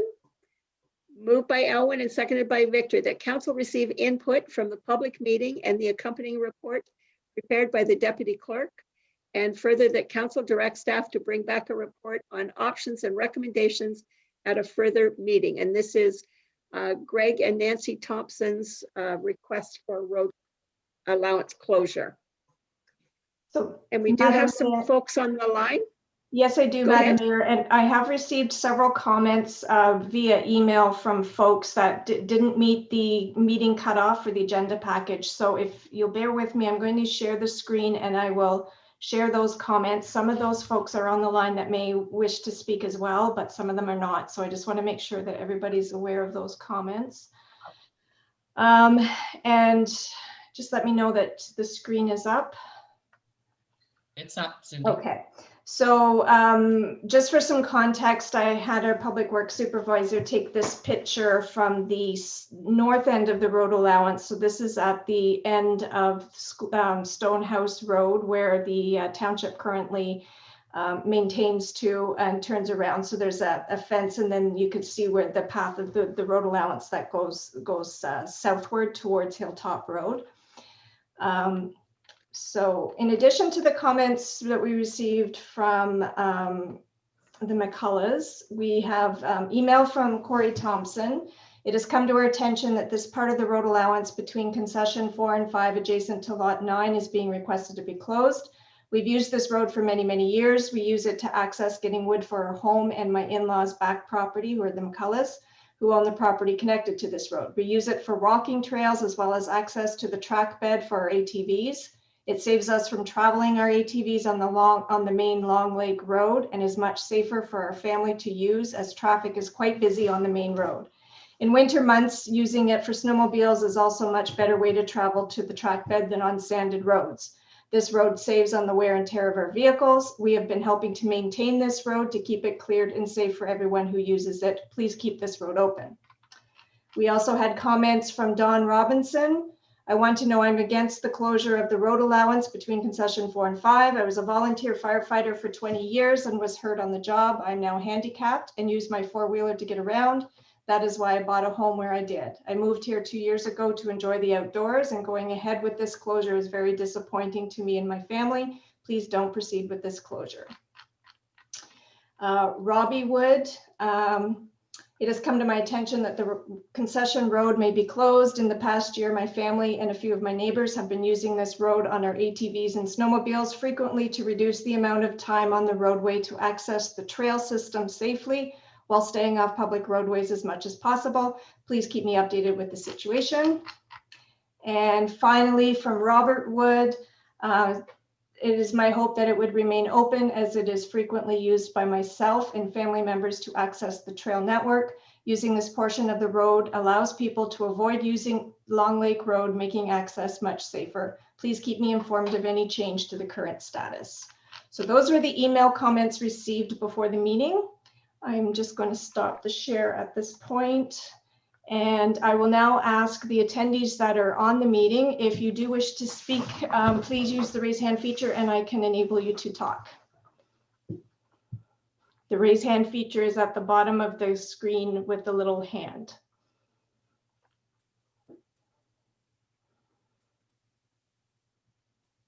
Is there anyone that wishes to speak on this issue?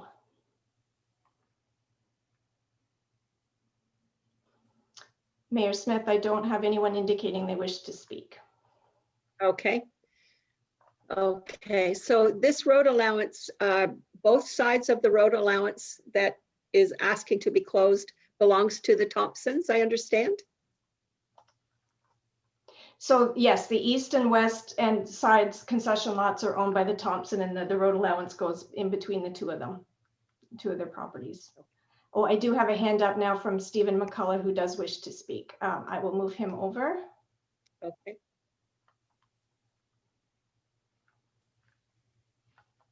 Okay, Stephen, you are in the queue to speak, but you are muted, so you'll have to unmute before you can speak.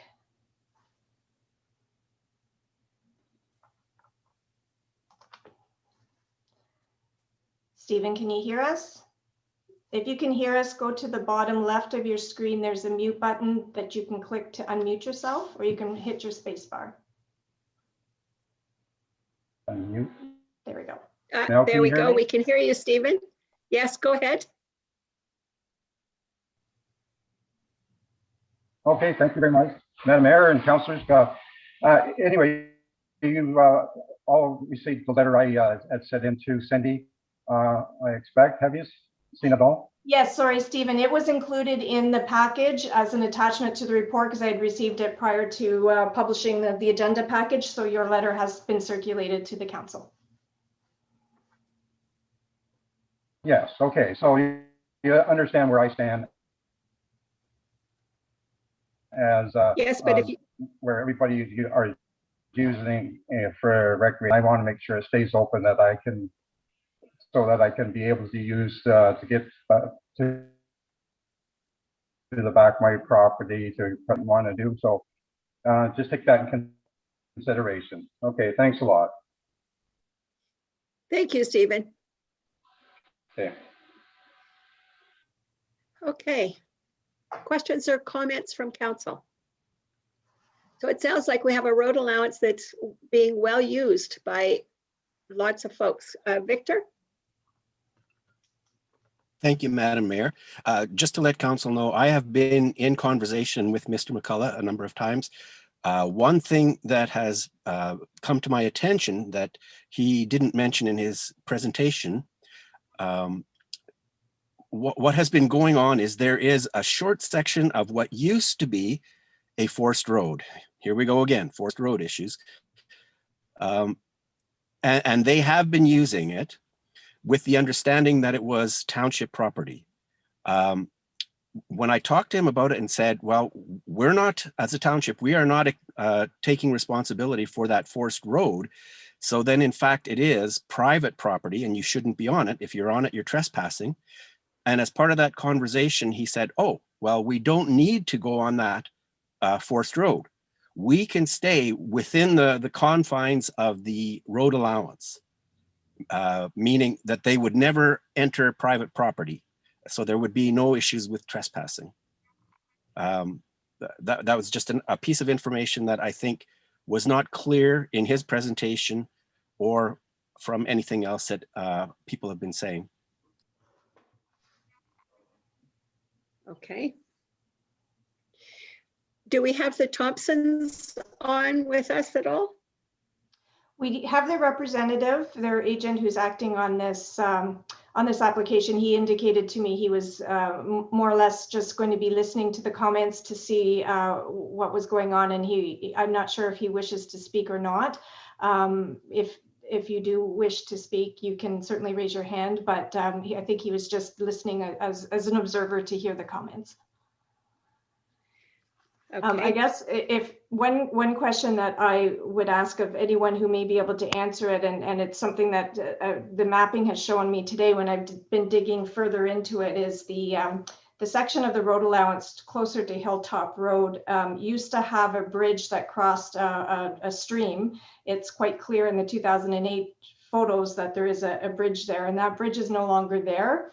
And the road allowance seems to veer eastward onto private property before it comes out onto Hilltop. So I would like to know a little bit more as to how the folks who use the Long Lake Road access that trail to get up northward, because I'm not sure with that bridge gone, whether there'd be expectation that the municipality would replace that bridge or undertake any sort of fix to make that traversable. Now, where that bridge is, Cindy, is that part of what the Thompsons are asking to be closed? It is not, no, it is the open section, but it is, you would have to travel on that to get to the Long Lake Road. Stephen, you have your hand up. Do you have comments on that or some further information? Yes, I can answer that. That's a bridge that we're putting in, and then as you would notice, it's all floods up at this time of year, and sometimes it washes the bridge out, so water level goes down. You can by us maintaining that road, putting a few more planks across, we can use that, but mostly it's in the winter time. That's not a problem for ATVs and snowmobiles, where it's used majority of the time. That's when it is used, so you don't have to worry about the bridge being there because everything's frozen because of all the water, and especially spring and fall. And so that's the reason why you're getting all these comments.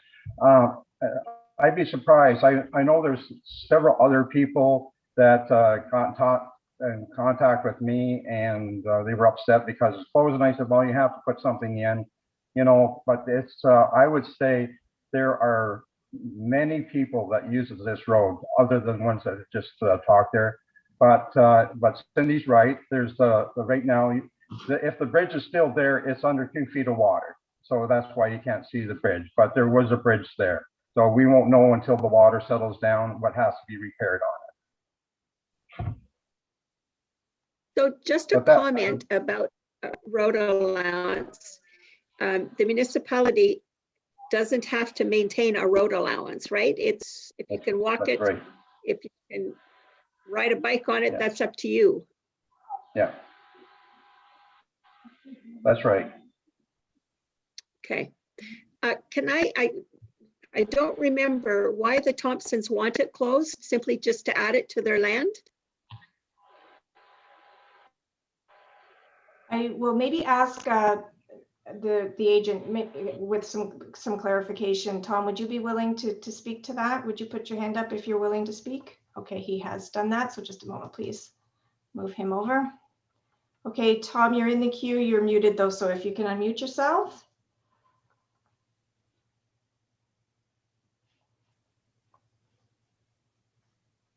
He may have difficulties connecting. I know when I spoke with him earlier, he was planning on doing this from his phone because he had connection issues. Tom, are you able to unmute yourself?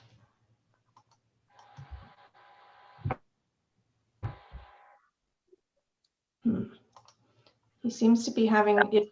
Now, can you hear me? Yes, yes, Tom. I don't know if there's video, but I guess that's not necessarily relevant. We can hear you. That's the main thing.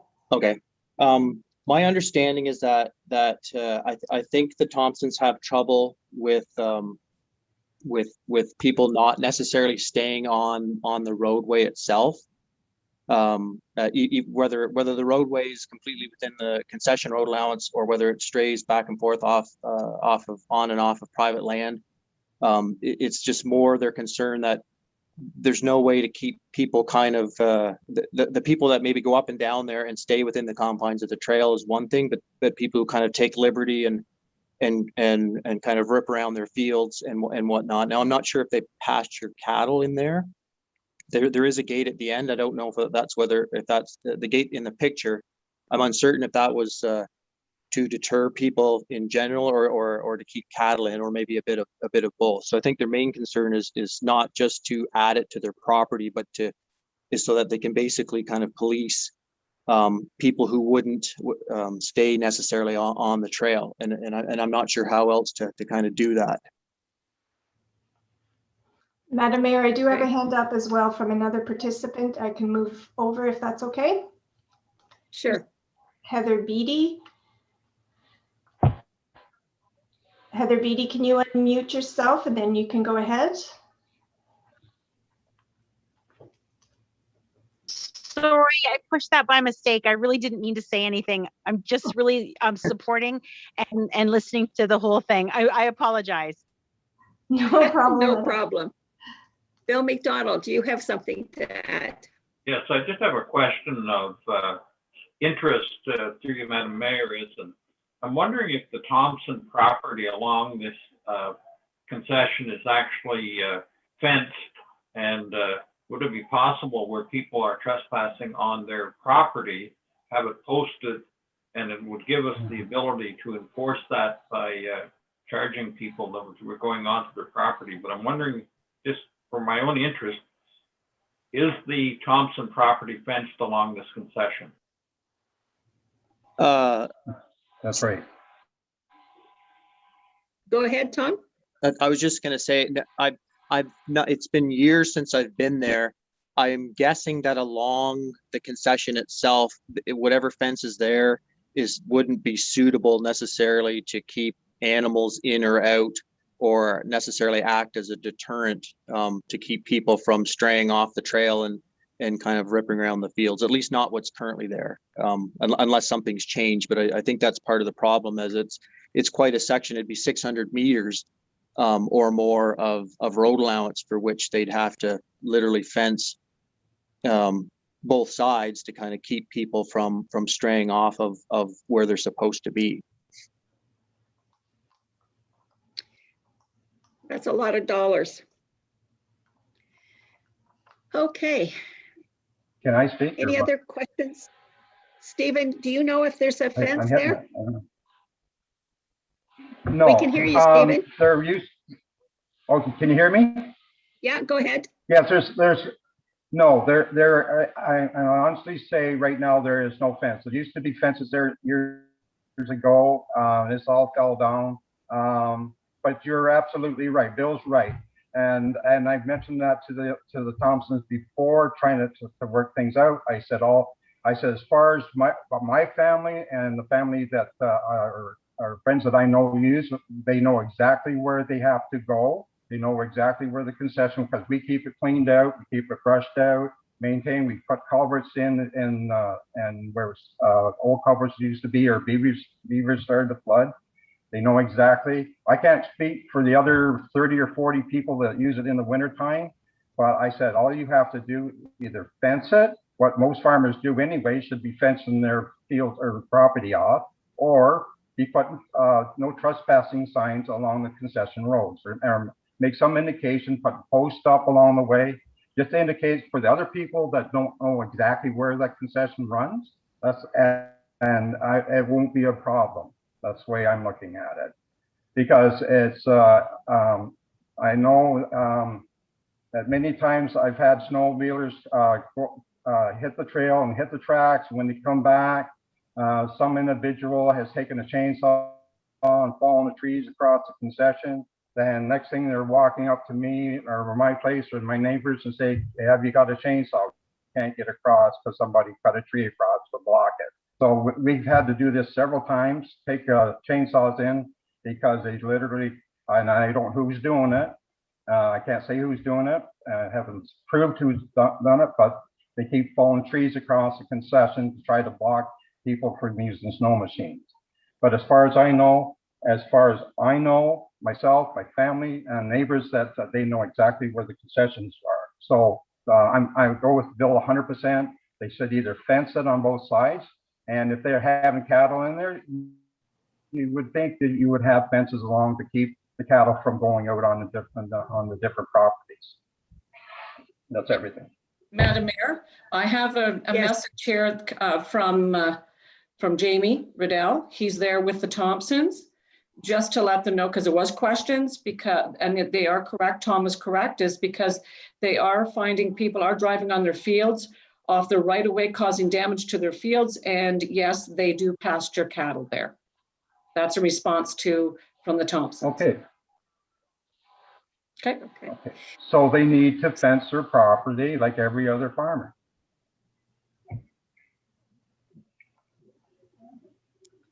Okay, so it sounds like it's quite a community area. It also sounds like there's some disagreements and probably some heated times that have been happening. And it's a lot of money to ask somebody to fence both sides of a concession that is that distance.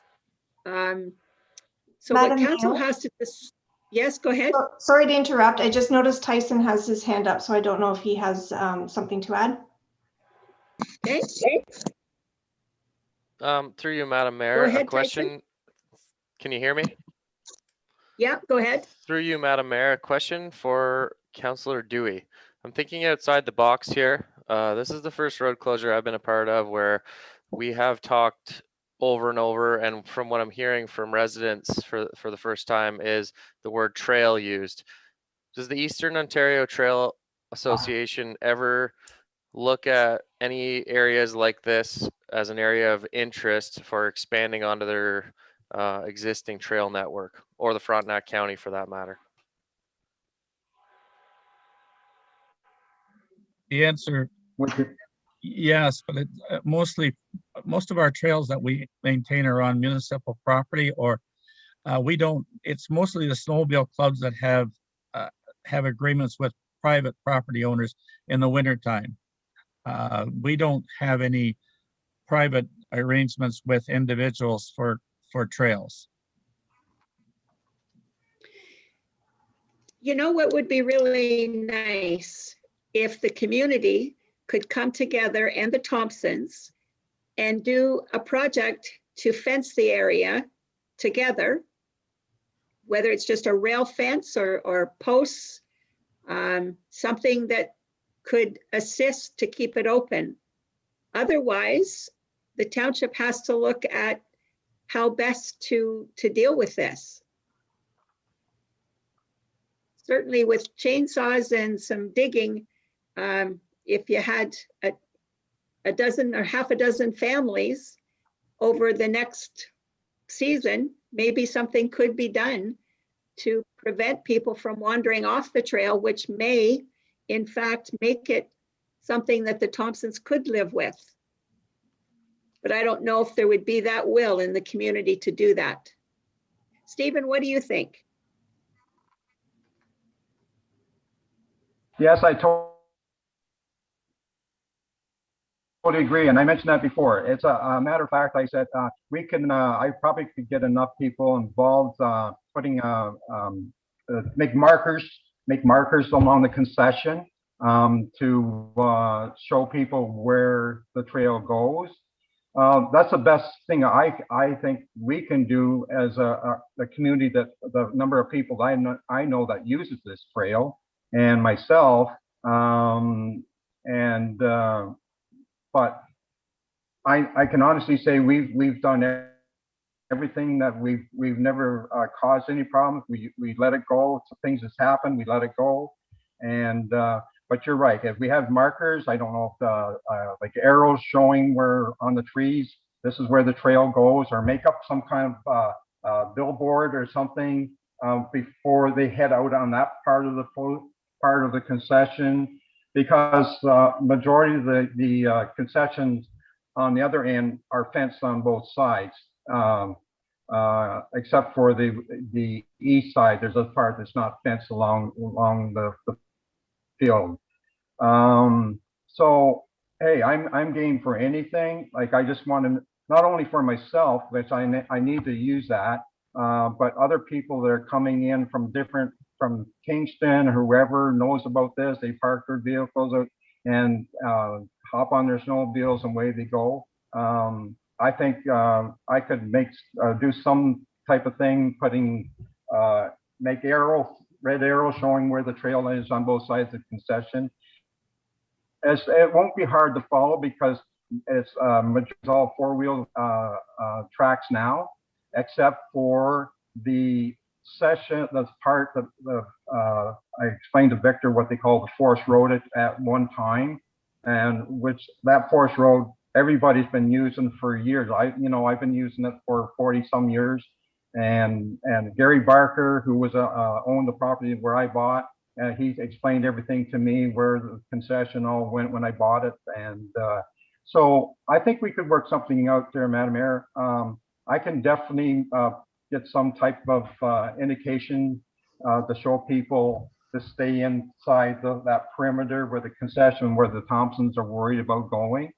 Okay, because as far as for all the concession is all marked out with the four-wheelers. But as far as me trying to control somebody at nighttime booting off to the right onto somebody's fields, I have no power over that.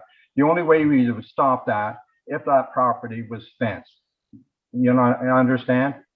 And the only part, the part that has to be fenced, it would be that they're to stop them go around that fourth road. That's the part that would have to be fenced, all, because other than that, people would know where the road would go.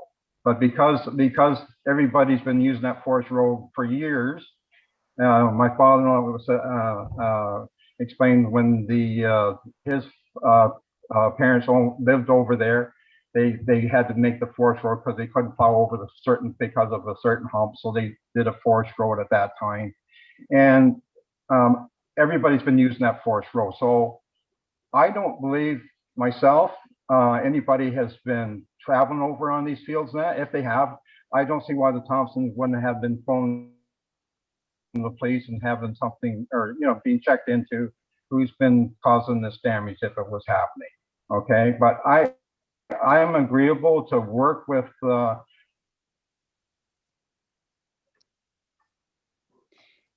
I think we've lost you. Okay, I think what we need to do is we need to have a sit-down meeting with the Thompsons to see what they're willing to do as well. Which staff would like to take this on? Maybe Tyson, to have a sit down with these folks? Up with some type of arrow system or point A to point B where the forest road. Madam we have to.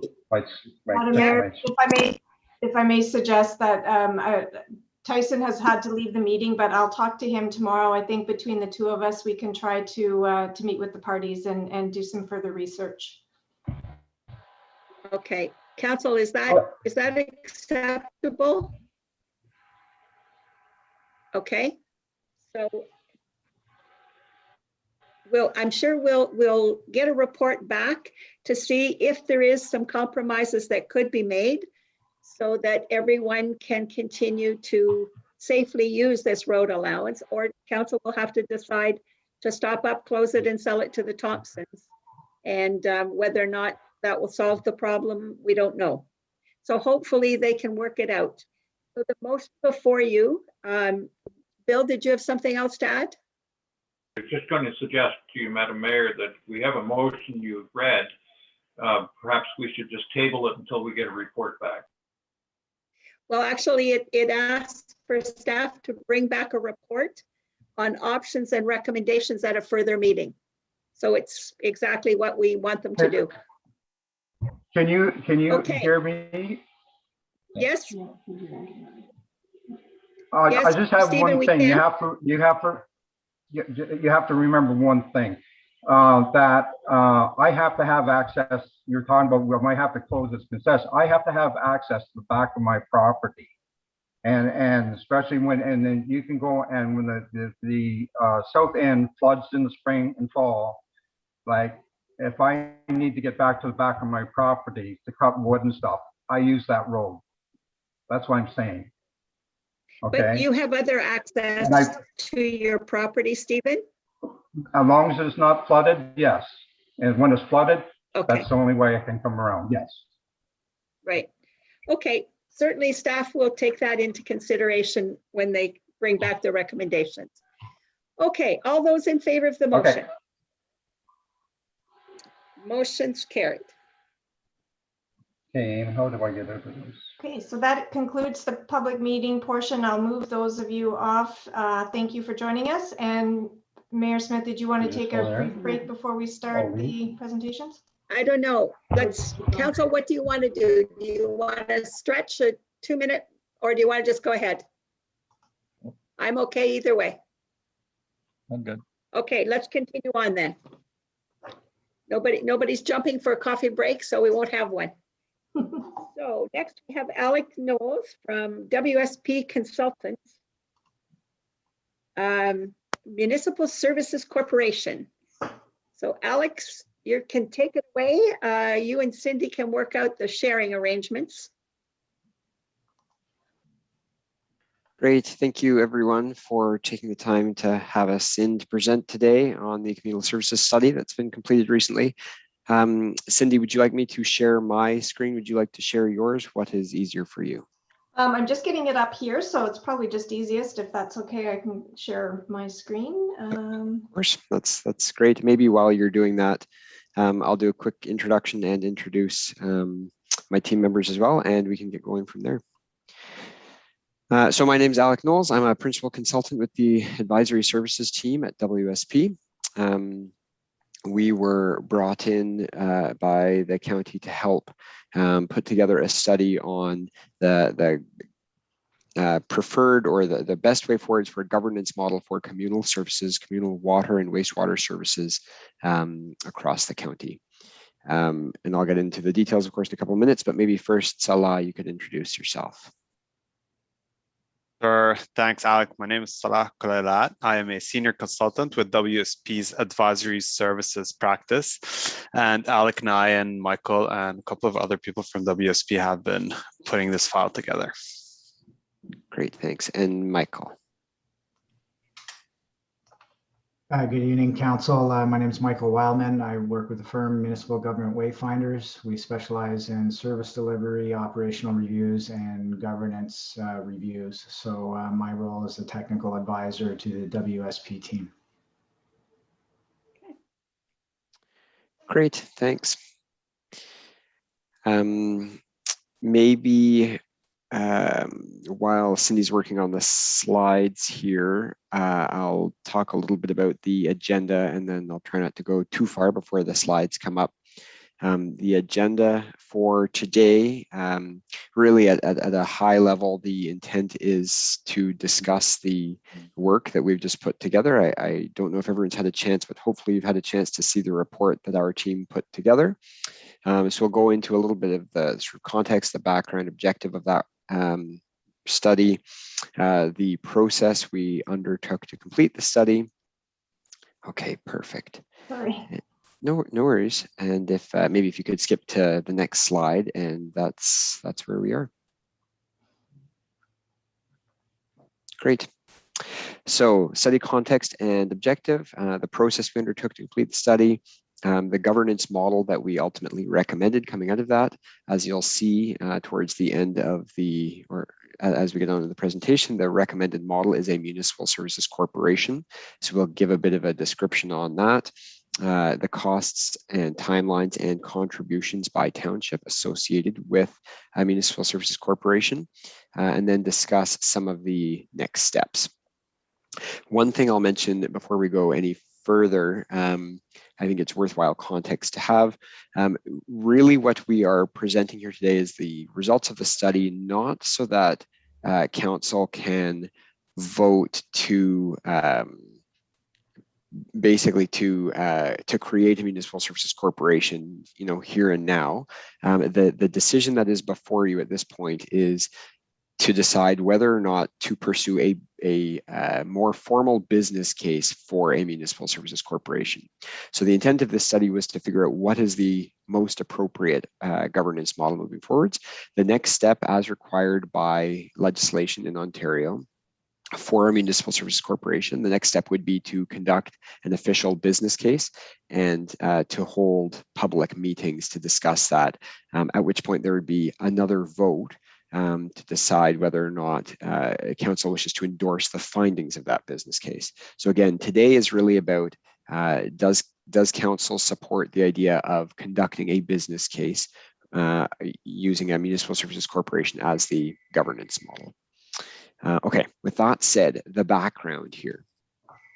What you're looking at is an image with a sort of centralized or conventional municipal wastewater system in the bottom left corner here. At the top, you see private on-site systems, basically well and septic type construction.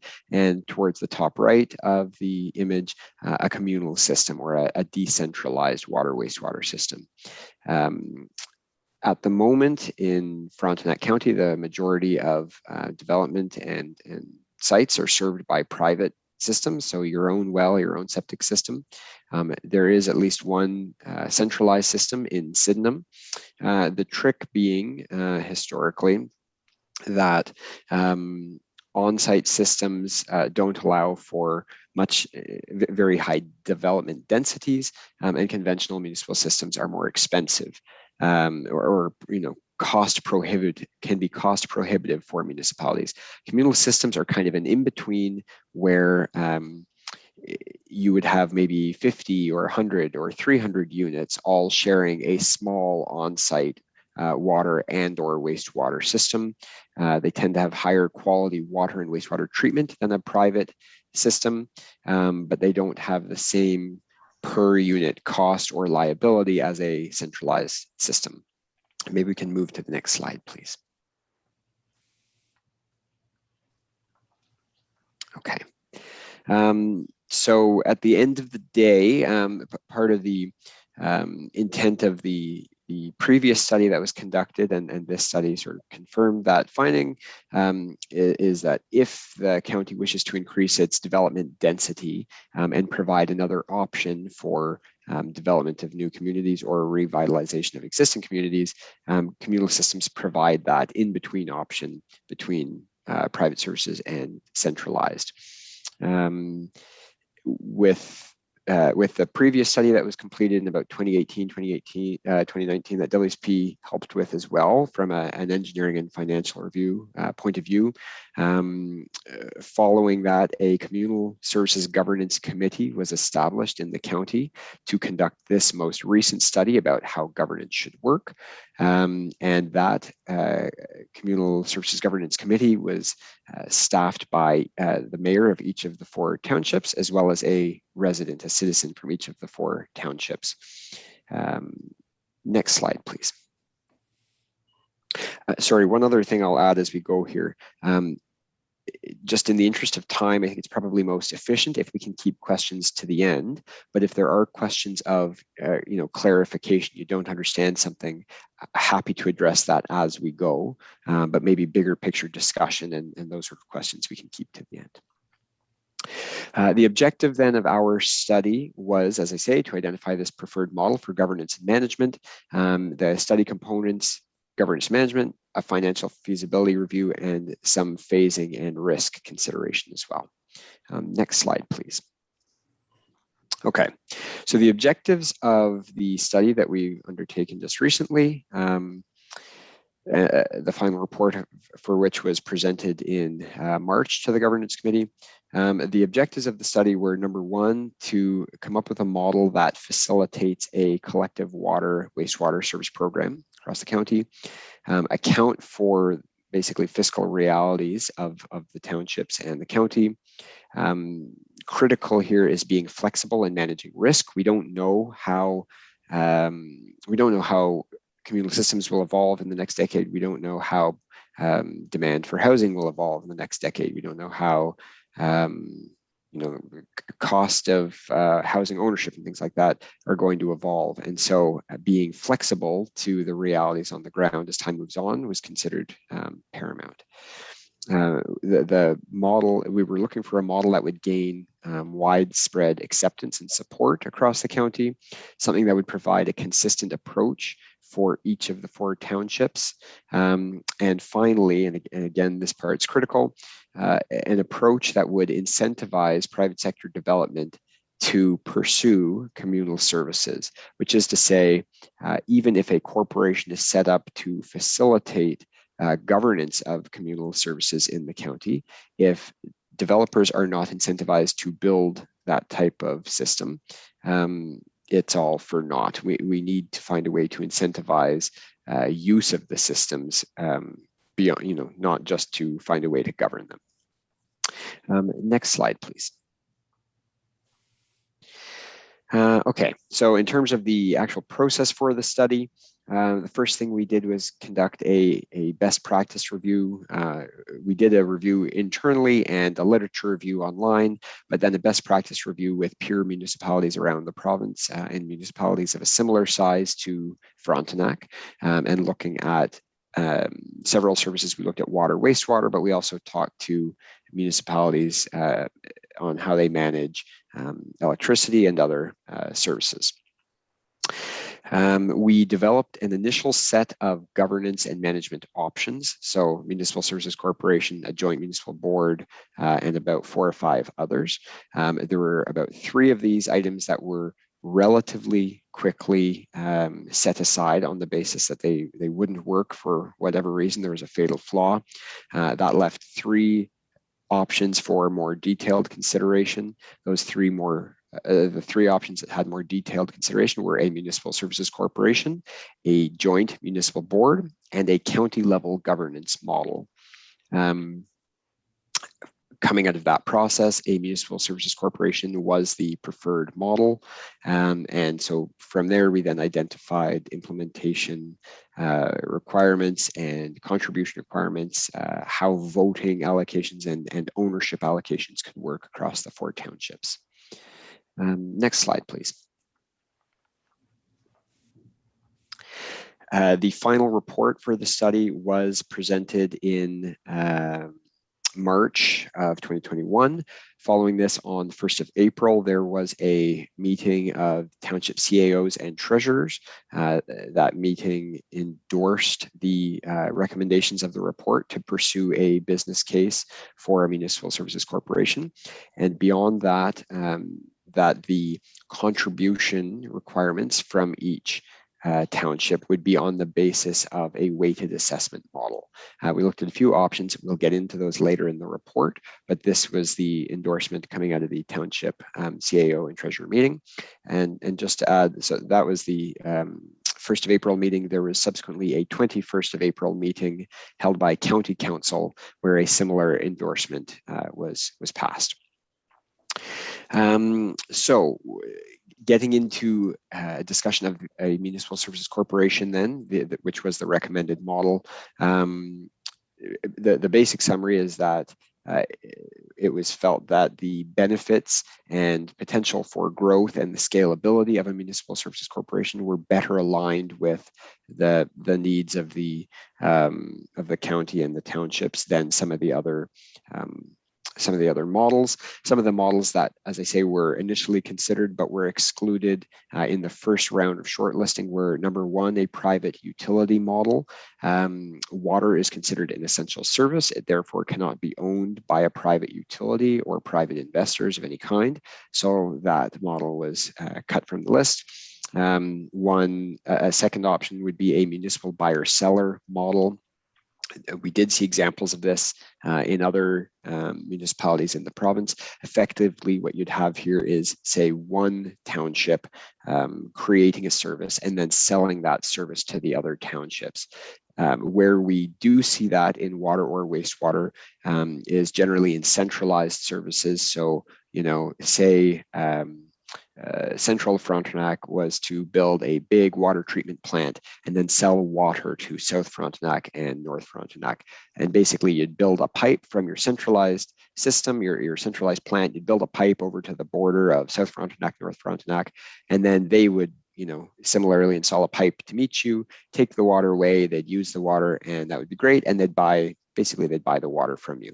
Where that falls apart here a little bit is the fact that we're not talking about centralized infrastructure, we're talking about decentralized or communal services. So the infrastructure itself, the treatment facilities would be on site, and it would be a bit of a strange arrangement for Central Frontenac, for example, to own a system wholly contained and constructed in South Frontenac. So it felt like if we're looking for a county-wide solution, it would be strange for one township to own that and try to make planning decisions on behalf of the other townships.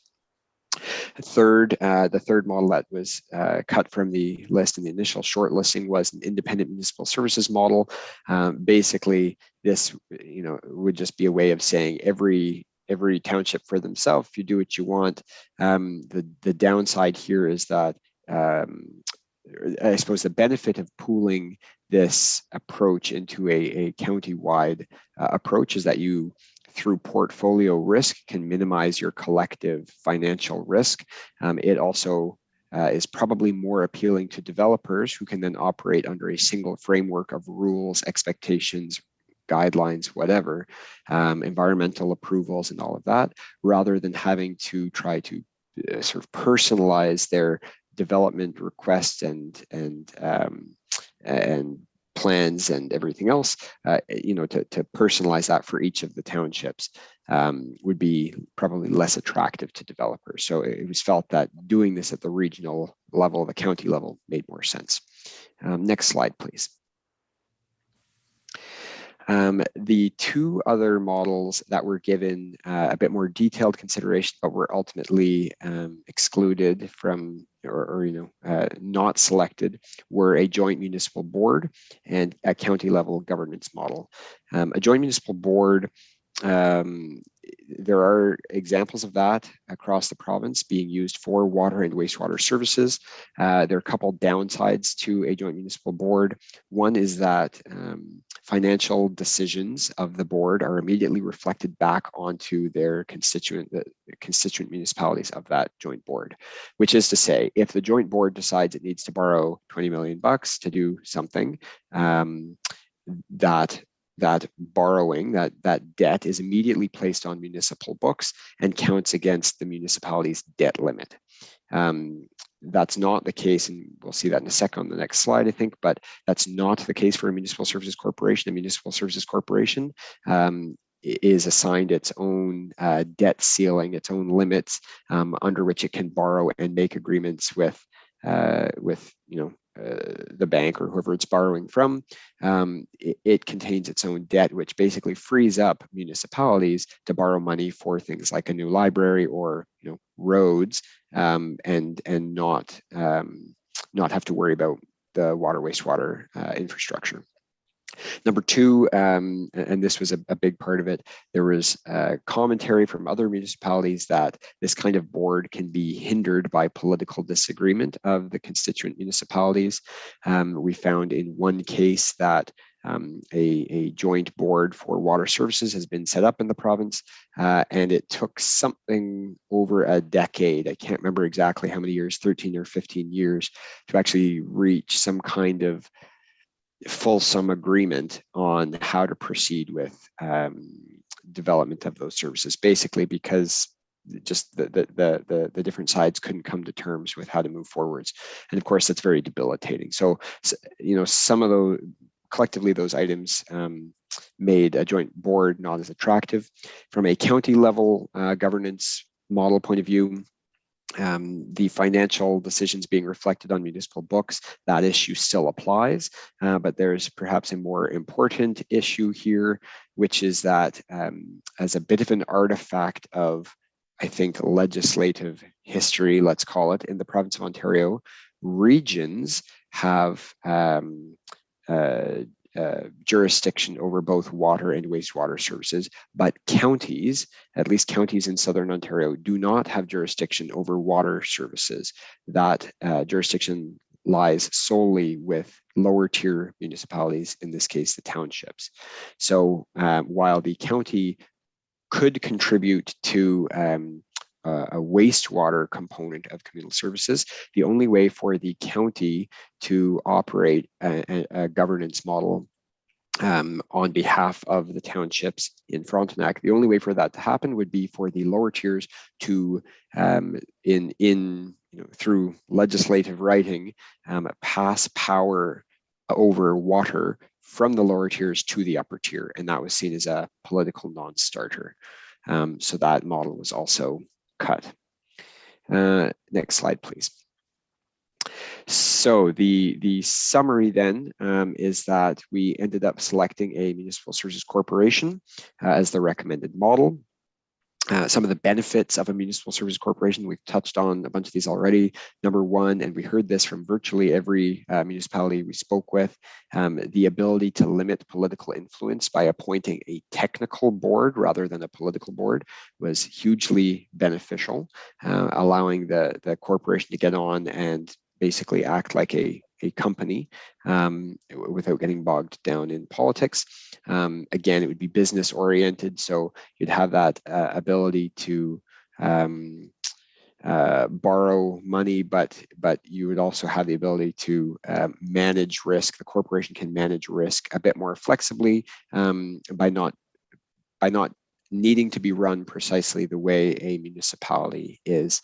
One example of that is that a municipal services corporation is allowed to turn a profit if it so chooses. So one option here would be for the corporation to generate a profit through its user fees and then return that profit to the shareholder municipalities as effectively a revenue stream. It's not required, of course, to turn a profit, but it's an option. Separate finances we talked about. And then finally, again, this sort of consistent approach across the townships that was seen as being beneficial. Next slide, please. In terms of ownership, a municipal services corporation must be owned 100% by the public.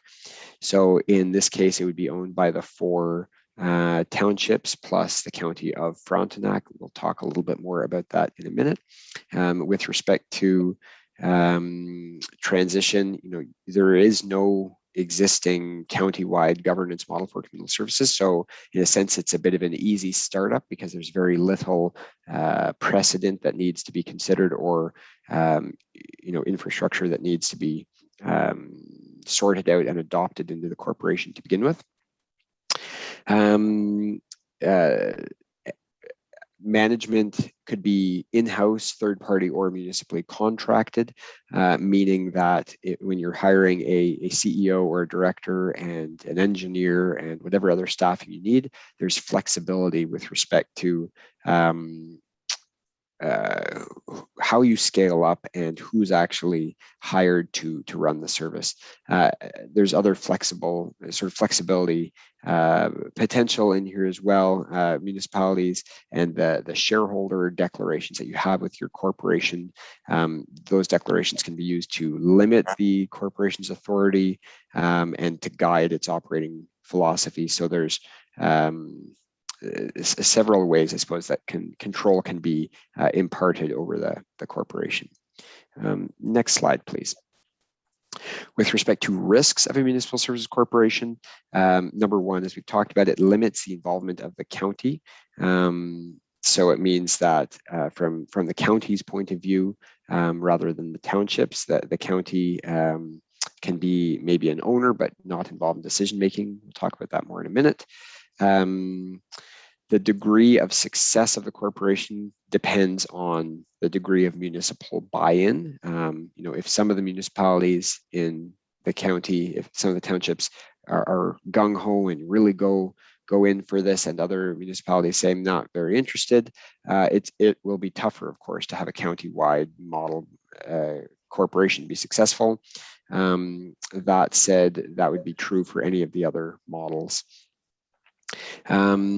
With respect to profit guarantees, even if the townships decide, yes, we want to run a for-profit corporation, that's no guarantee that the corporation will in fact return a profit, which is to say that if the townships decide, yeah, we're going to expect a dividend and we're hoping for X dollars per year, and we're going to put that as a source of revenue in our municipal books, there's no guarantee that that revenue stream materializes. So there is a bit of risk there. Next slide, please. With respect to how the oversight of the corporation would work, and actually you can flip to the next slide if you don't mind. Basically, mayors and councils act on behalf of lower tier municipalities. The lower tier municipalities would create probably a holding company and separately an operating company, so separate municipal services corporations. Part of the idea here is that the holding company could hold multiple operating companies.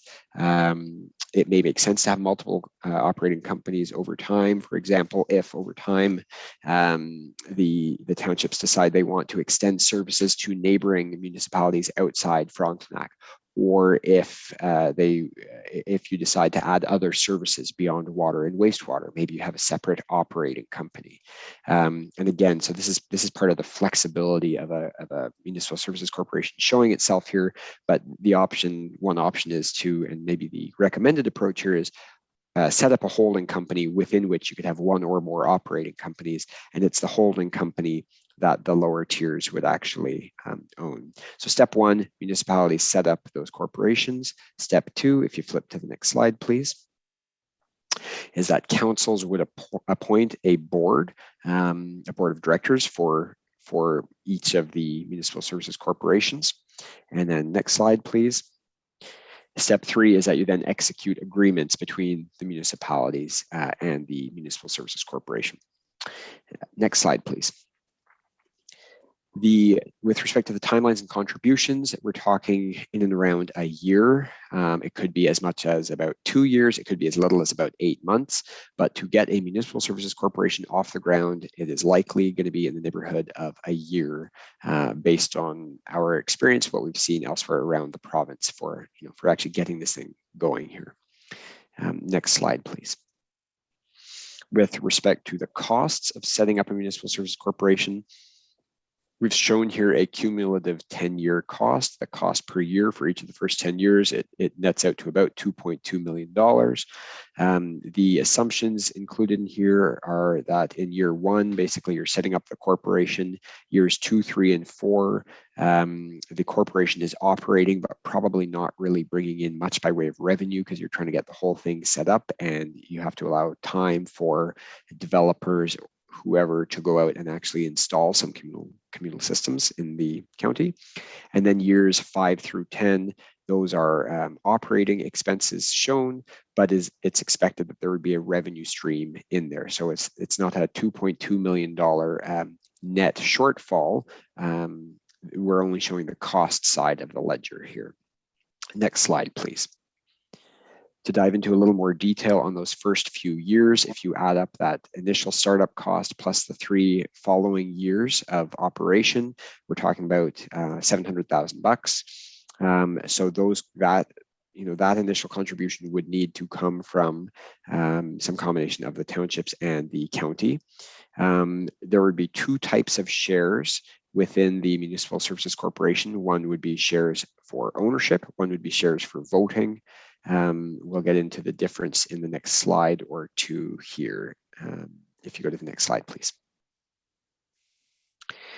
With respect to ownership, there's a few different models that were considered. You can see them listed there, options 1 to 4. Option 1 was a weighted assessment model. So basically saying each of the 4 townships, and I'll maybe back up and say under any of the options shown here, it's shown that the county would own 20% of the ownership shares in the corporation, the holding corporation. The other 4, the 4 townships would then split the remainder of shares differently depending on which option is pursued.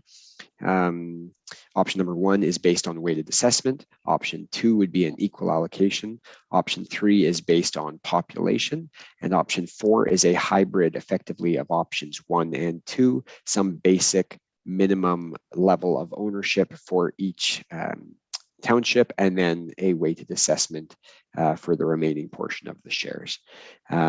You'll see that the associated dollar values, that contribution, that initial contribution for the first few years, what would be required from each of the townships down below to get up to that $697,000. And I'll just put in the reminder that both the CAO and treasurer meeting and the county council meeting in April endorsed option 1, the weighted assessment model, as the preferred way forward. That is not set in stone. That's a question we can come back to in a few minutes, but that was the initial feedback from the CAOs, treasurers, and also county council.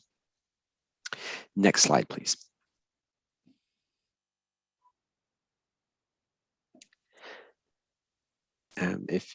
Perfect. Okay.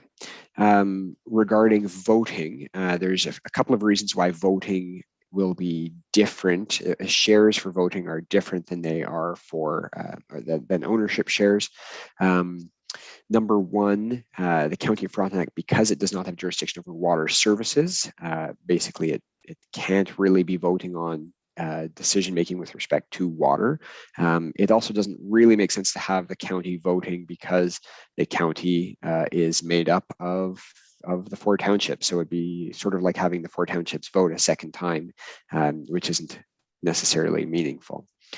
And so what is shown here is that the county's votes for like shares for voting would be redistributed to the townships. You'll see the 4 different options.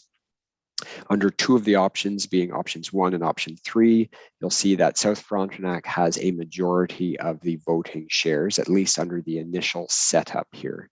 One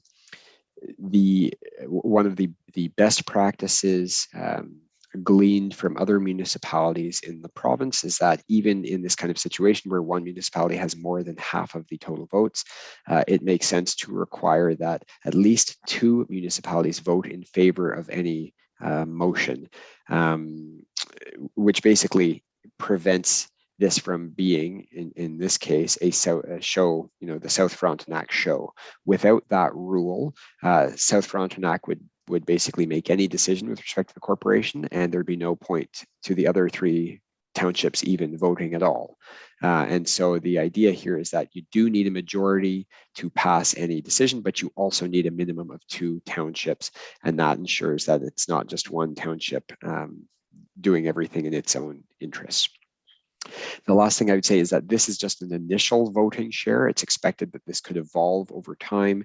It would evolve in keeping with the number of communal systems, or rather units using communal services developed in each township. So over time, if there are several communal services developed in central Frontenac, but not very many developed in, say, the other townships, then over time, the share of the vote falling to central Frontenac would increase. That's the idea. Next slide, please. Down to our final couple of slides here. This is a high-level look at the next steps for implementation. Number one, each of the townships needs to vote to decide whether or not to pursue a municipal services corporation as the preferred model. If, once that's done, if that is done, the next step would be to undertake a business case to confirm the timelines and the costs shown here. I should note that the timelines and costs shown here are pretty reliable numbers. We went to some decent effort to make sure that the numbers you're looking at today are trustworthy. So yes, they might change. They could change as well if one or more townships votes out. But the numbers, the total costs and timelines are pretty feasible numbers. The next step following the business case would be to hold public consultations and, if desired, industry or developer consultations. Following that, councils would need to adopt the business case, meaning basically approve it and decide to move forwards. At which point agreements would be drafted and passed to set up the corporation. An asset transfer policy would be created to transfer in any existing assets into the corporation. So if there are communal services that are going to be adopted, or if there are other water systems, like if Sydenham's centralized service were to be managed by the corporation, we would have to come up with an asset transfer policy for moving that system in. Finally, the Municipal Services Corporation would need to have a board appointed, officers, directors, and actually have those assets transfer in. Next slide, please. And this is the final slide for tonight. Just in a little more detail then, the immediate next steps. Number one, council, you guys need to decide if you want to vote in and out to pursuing a municipal services corporation governance model. Again, the business case, this is not an end all be all. The decision in front of you is whether or not to pursue this business case.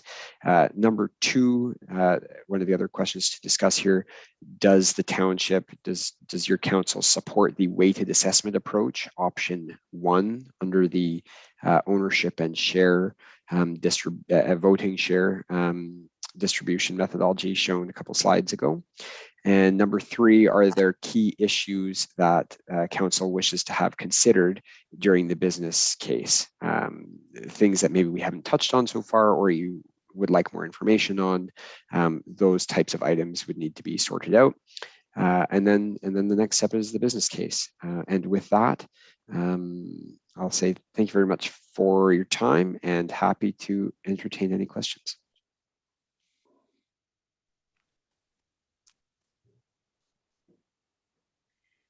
Okay, everyone's back. So lots of information certainly means that our municipality is moving to much bigger than we thought of 10, 15 years ago. But if our little hamlets are going to develop, this is the direction we're going to need to go. Questions or comments? Bill. Yes, thank you, Madam Mayor. In looking at the various steps, I'm certainly in support of the weighted assessment approach to this program, and I'm in favor of the program moving forward. I just have a couple of questions in regard to, you've answered most of my questions through the process here, but the weighted assessment target, the numbers set out in your presentation, that would probably be a moving target if I'm to understand it properly, because with what's going on right now, and we see our building permits and all the rest of it skyrocketing, I would assume that the board of directors would have two things. Number one, that the liability would stay with the board, not from the local municipality in regard to this system. And that the other question I have is that under their ability to borrow, who would set the limit on that borrowing ability? Those are a couple of questions that I had in my mind. Thanks. Sure. I'll give a quick reply there, and I might ask you to remind me of one of the questions if I forget. With respect to limits on borrowing, I believe there's provincial legislation that limits how much a municipal services corporation can borrow. But typically the way it would work is that for any big financial decisions, and I think the townships could, classify what counts as a big financial decision. The corporation, the board would have to come back and present to the townships and have the owners take a vote, based on how they want to proceed. And so if the corporation says we want to borrow, $10 million to do X, you would have to approve that as a set of townships. But that would be part of your policy. And I can't remember, I think the number off the top of my head is 50 million is what a municipal services corporation can borrow. And that's the sort of maximum limit, but there's nothing to suggest that they should or could borrow, could borrow that much according to your preference. It's just, I think that's where the provincial legislation sets the limit. Your first question now, if you could just remind me. Was weighted assessment. Weighted assessment. Moving target. Yes, that's right. Yes, so it's a very good point. Weighted assessment probably is changing every year. This would be an initial ownership model and voting model. Ownership can change over time. Municipalities are at liberty to sell shares to other municipalities. It could be that you draft rules around that. So maybe you require a review of the weighted assessments every 3 years and go through a balancing process accordingly. Or maybe you don't require that, and maybe there's an initial assessment on day one, everyone gets their ownership, and from that point on, it's up to that township to sell if they wish and not if they don't. I suspect that kind of thing could be ironed out, and I think it's a very good question. It's probably something that could be explored in the business case if that's of interest. Yeah, but I think it's a very good point. Okay, Brent. Thank you, Madam Mayor. My question, I have two questions quickly. With regard to the voting structure, the governance structure that we're talking about a holding company and operating company. I'm assuming the structure is going to be same for both. Is that the implication, or is that up for grabs? What do you mean by the structure? Like the board or the ownership structure, you mean, or?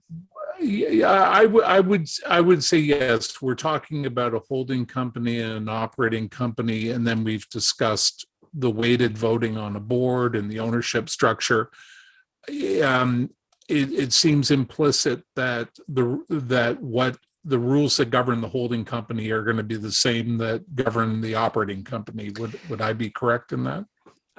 Yeah, I mean, basically, I think the way it would work in practice, Michael, Salah, feel free to correct me if you disagree with this, but I think the way it would work in practice is that the townships would own and make decisions through and for the holding company. The holding company then owns a bunch of companies and basically passes that good message along. So it would be really the board of the holding company that comes to you and says, okay, we think we should invest in this. Do you agree? And you say, yep, we agree. And then they go and they make that happen. So effectively, you're only voting and owning the one company, but that company then controls the broader one or more operating companies within. Does that make sense? It does, and it kind of leads to my second point, the ownership structure and the way that the Municipal Services Corporation would be structured. A holding company could get into other things. I'm thinking internet, becoming an internet service provider and building out networks. Is that the kind of thing that potentially, and I don't want to put anybody on the spot, potentially the kind of other services or other corporations that a holding company could down the road choose to get involved in? Yeah, absolutely. So that's exactly right. And we've seen, I don't know as much about with Municipal Services Corporation, but there is a utility, a private utility in the Muskoka area, which is actually entirely owned by municipalities, but is a private utility because it's not providing water services, so it does not need to officially be a municipal services corporation. But in effect, at the moment, it's acting as a municipal service corporation, wholly owned by municipalities. They provide electricity, they provide, I think, phone services, internet. I can't remember if it might have been a different one that's providing like street lights or something. It can grow into a variety of services. And that is one of the benefits of a municipal services corporation. Should you choose to broaden this into other services, this is a vehicle with a board and whatever set up with borrowing limits, with revenue streams ready to go that you can sort of piggyback on with other services. And as I mentioned, also if, not that this is likely to happen, but if the city of Kingston says, actually, we need water service, and it could actually happen, I guess, if there's a new development just over the border from South Frontenac, for example, and it's going to be a pain to provide water service, centralized service from the city of Kingston. It could be that you say, look, we're willing to set up another corporation or something that provides services beyond Frontenac County and basically sell those services off. So that flexibility is there. Okay, Tom, go ahead. Yeah, thank you, Your Worship. A question, Alex. I find it, I've been thinking about this a lot. I can't see this working in the Canadian Shield. I can't get my head around it because of the topography. It might work well in South Frontenac and other parts of Ontario, but I see this as being a very costly, and I do not see this thing over time. I don't see it paying for itself. And I see a lot of costs coming back to the municipality because I can see that there could be problems with the water, there could be problems with the sewage. And at the end of the day, this all will come back to the municipality. And if this was such an attractive thing, I don't know why private industry hasn't approached municipalities and bought up property and suggested this thing in Ontario. I don't know any other area that has it. I think that's a very good question. You're not the only person to have raised it, and I will do my best to unpack a few of the pieces there. With respect to Canadian Shield, yes, there is a risk that if you're doing more drilling, it will be expensive and it could be cost prohibitive. A couple of thoughts on that. Number one is that setting up a municipal services corporation does not mean you have to build only communal services everywhere you have a new development. It simply provides an option to say, if a developer wishes to pursue a municipal services, a communal service, we have a vehicle to allow that and to enable that. So there may be situations where it does make sense, yes, maybe there's Canadian Shield, but maybe there's pockets of, hey, it makes sense to do here. Maybe on a lake, you can relatively easily run a single pipe into the lake and pull water from there instead of having every unit in that development having to drill their own well or something like that. I don't know very well the science or engineering behind communal services, but I do know that it's not immediately clear to me that it's only subsurface systems. I believe you can run some surface systems. I don't know exactly how that works. Another thing I would mention is that even if uptake is higher in South Frontenac, liability for any of these systems, I've used this analogy with others.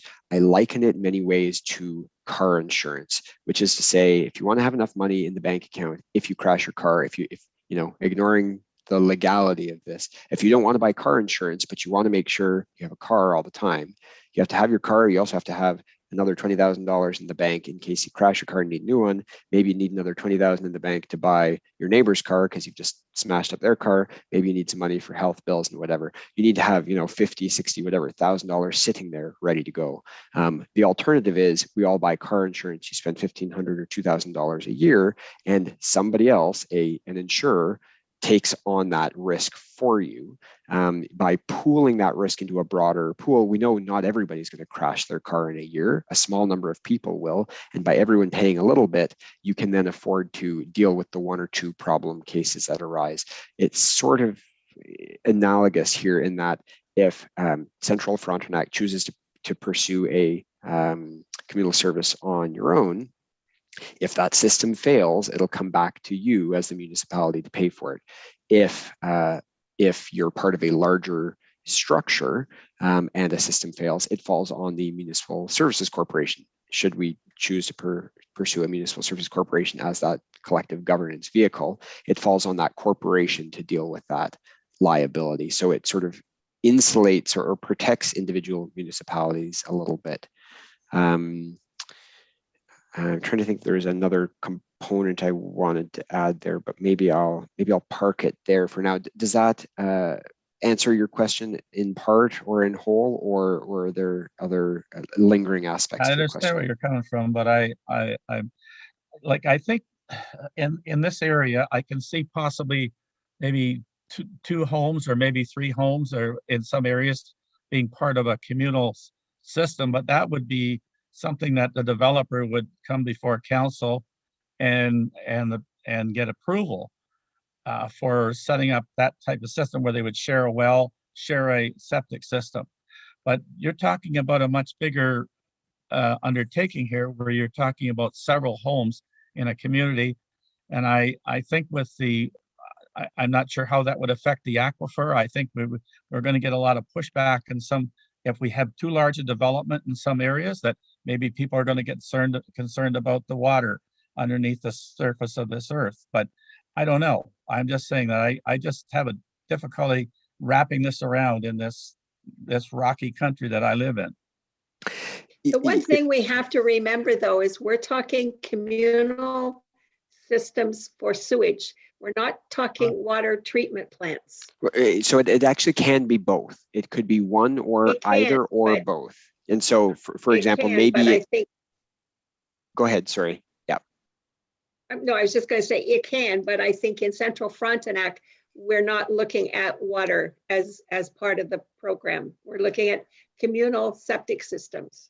Okay, so we're not pulling water out of this for all the residents, but it's still going to impact because they're all going to be close proximity to one another. So theoretically, they'll be pulling water out of the same aquifer.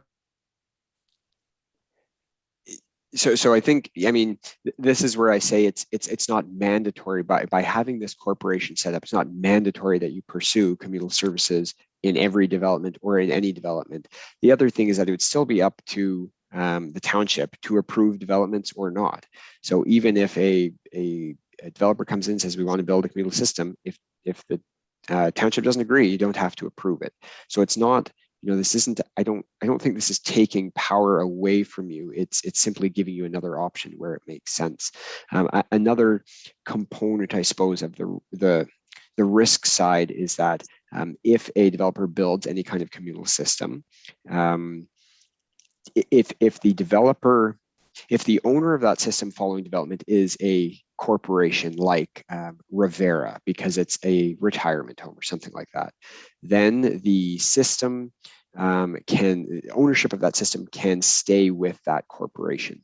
But if it's something like, we've built 30 or 50 units and they're all going to share the service, even if it's a condo corporation, that condo corporation basically will not be allowed by the Ministry of Environment to own that communal system because of the perceived risk that if they don't maintain it properly, people will be forced out of their homes.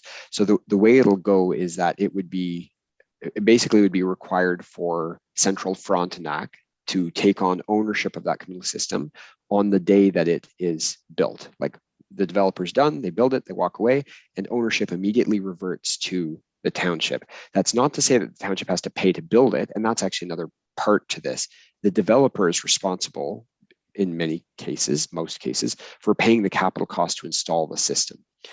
But ownership then falls either to Central Frontenac or to the Municipal Services Corporation to operate and maintain.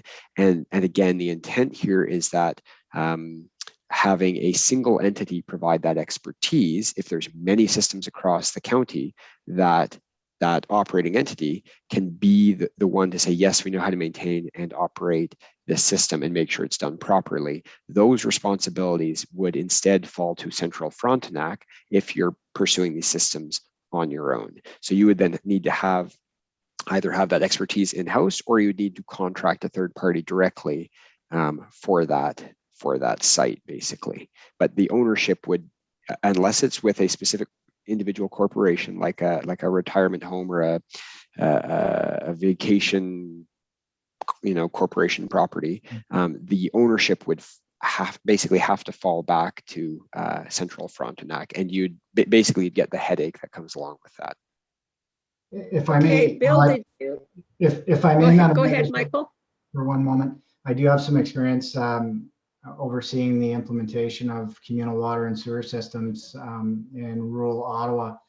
And Alec is correct. First of all, the developer pays the upfront cost, and then it's turned over either to the Municipal Service Corporation or the municipality. But the developer would be required to post securities to guarantee performance, so that the system needs to be operating and performing properly. Although the municipality or the Municipal Services Corporation would technically own it, the developer is on the hook through securities until the system performs to the standards that it needs to meet. So you're mitigating the risk there. So in the case of the large system that I was involved in Ottawa, in rural Ottawa, there was several $100,000 secured from the developer and held for many years until the system was performing properly, because as you can appreciate, a few houses on a large system will take a while before it meets all of its targets and its performance standards. So you would have that other risk coverage by having that developer post securities, so that the municipality or the Municipal Services Corporation is not on the hook. So as part of the planning review, the municipality could say, no, we're not supporting this. We don't think it's going to succeed. And the Municipal Services Corporation engineer would likely be involved in that. But in the cases where it does make good sense, you would have that added measure of security by taking that financial guarantee from the developer until the system is operating and to the standard that it needs to be at. Bill, did you have a question or comment? Other than it's getting late and I'm hungry. I knew that would be coming soon. Okay, well, if there aren't any questions, let me read you what the motion states. Moved by Bill and seconded by Tom. The council received the presentation by Alex Knowles from WSP Consulting for information. And further, that council proceed to the next step, which is the development of a business case study for the Municipal Services Corporation. So this is to move forward to the next step and put together that business case study. Okay, any further discussion? What's the cost? What's the cost of that, Your Worship? Alec? Just to do that next step. It's a good question. That would depend on the terms of the contract, but ballpark, I would say $50,000 to $75,000, something like that. For each municipality? No, in that's total. shared. Yeah, that would be in total. Total Okay. cost, that's correct. Okay, and That we would would be not be shared by- committed. I'm sorry, Your Worship. That We would not be shared on the hook for with- anything further beyond that. No, Is that right? this is to bring us more information to make further decisions on. Okay, fair enough. Well, I would support that. Okay. Okay, all those in favor? Madam Mayor, my There's camera's Cindy, not okay. working, but I support it. Okay, thanks, Victor. Motion's carried. Okay, thank you very much, gentlemen. And I'm sure we'll be talking to you at some point. Thank you very much, everyone, for your patience and for having us attend the call today. And I wish you best of luck with the rest of your meeting and getting on with dinner there, Bill. And I would say if people have questions, that we send those to Kathy. She'll Yes. put them all together and can send them on to Alec and his gang to answer any further questions we have. That sounds Correct. good. And also too, just so that that I know that the CAOs will probably be having a meeting, and certainly with the treasurers in discussing a little bit further about the financing model. And then there'll be more details certainly to come for council. Okay. Okay, so bylaw agreements. I have a motion moved by Brent and seconded by Elwin that bylaw 2021-31, being a bylaw to amend zoning bylaw 2011-52, Runke, be read a first, second, and third time and finally passed this 11th day of May 2021. Any discussion? All those in favor? I'm in favor. Motion's carried.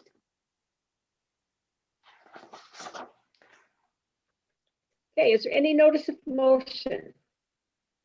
No, Is there any giving of notice of motion? no, Is there any new or other business? no. And there's no And there's closed session? There's closed session. That's right. Okay, so I have a motion moved by Nikki and seconded by Cindy that bylaw 2021-32, being a bylaw to confirm the regular meeting of council held on May the 11th, 2021, be read a first, second, and third time and finally passed this 11th day of May 2021. And further, that this meeting be adjourned until 4 p.m. on May 25th, 2021, said meeting to be held virtually. And adjournment time is 6:50. All those in favor? In favor. Motion's carried, even without your vote, Victor. Mhm. Also, too, just want to remind council Okay, for folks, that was Madam Mayor, I'll remind council that the official plan public meeting is next Tuesday at 6 p.m. And then on the 20th of May, we have the Community Wellbeing and Joint Council meeting with the Frontenac at 5 p.m. Is that mandatory? Do we have and to be on the Committee of public meeting? Adjustment. In Pardon? regards, you're talking about in regards to the Community Safety and Wellbeing Plan, Tom? No, Tuesday, the public meeting you said the public meeting on Tuesday. Yes, it is. But no, I don't think it's mandatory, but as many council might want to, certainly, because it is a public meeting. So We will need to have quorum, I believe. yes, we do. Yeah. So it's, as long as we have quorum. Okay, fair enough. We also have a committee of adjustment, Madam Mayor, on Thursday night. Yes. This Yes. Thursday. Yeah. This Thursday, yes. Okay, that was a long meeting. Not an easy meeting, some very interesting situations to deal with. Okay, good night, everyone, and we'll see you next meeting. Okay. Bye-bye.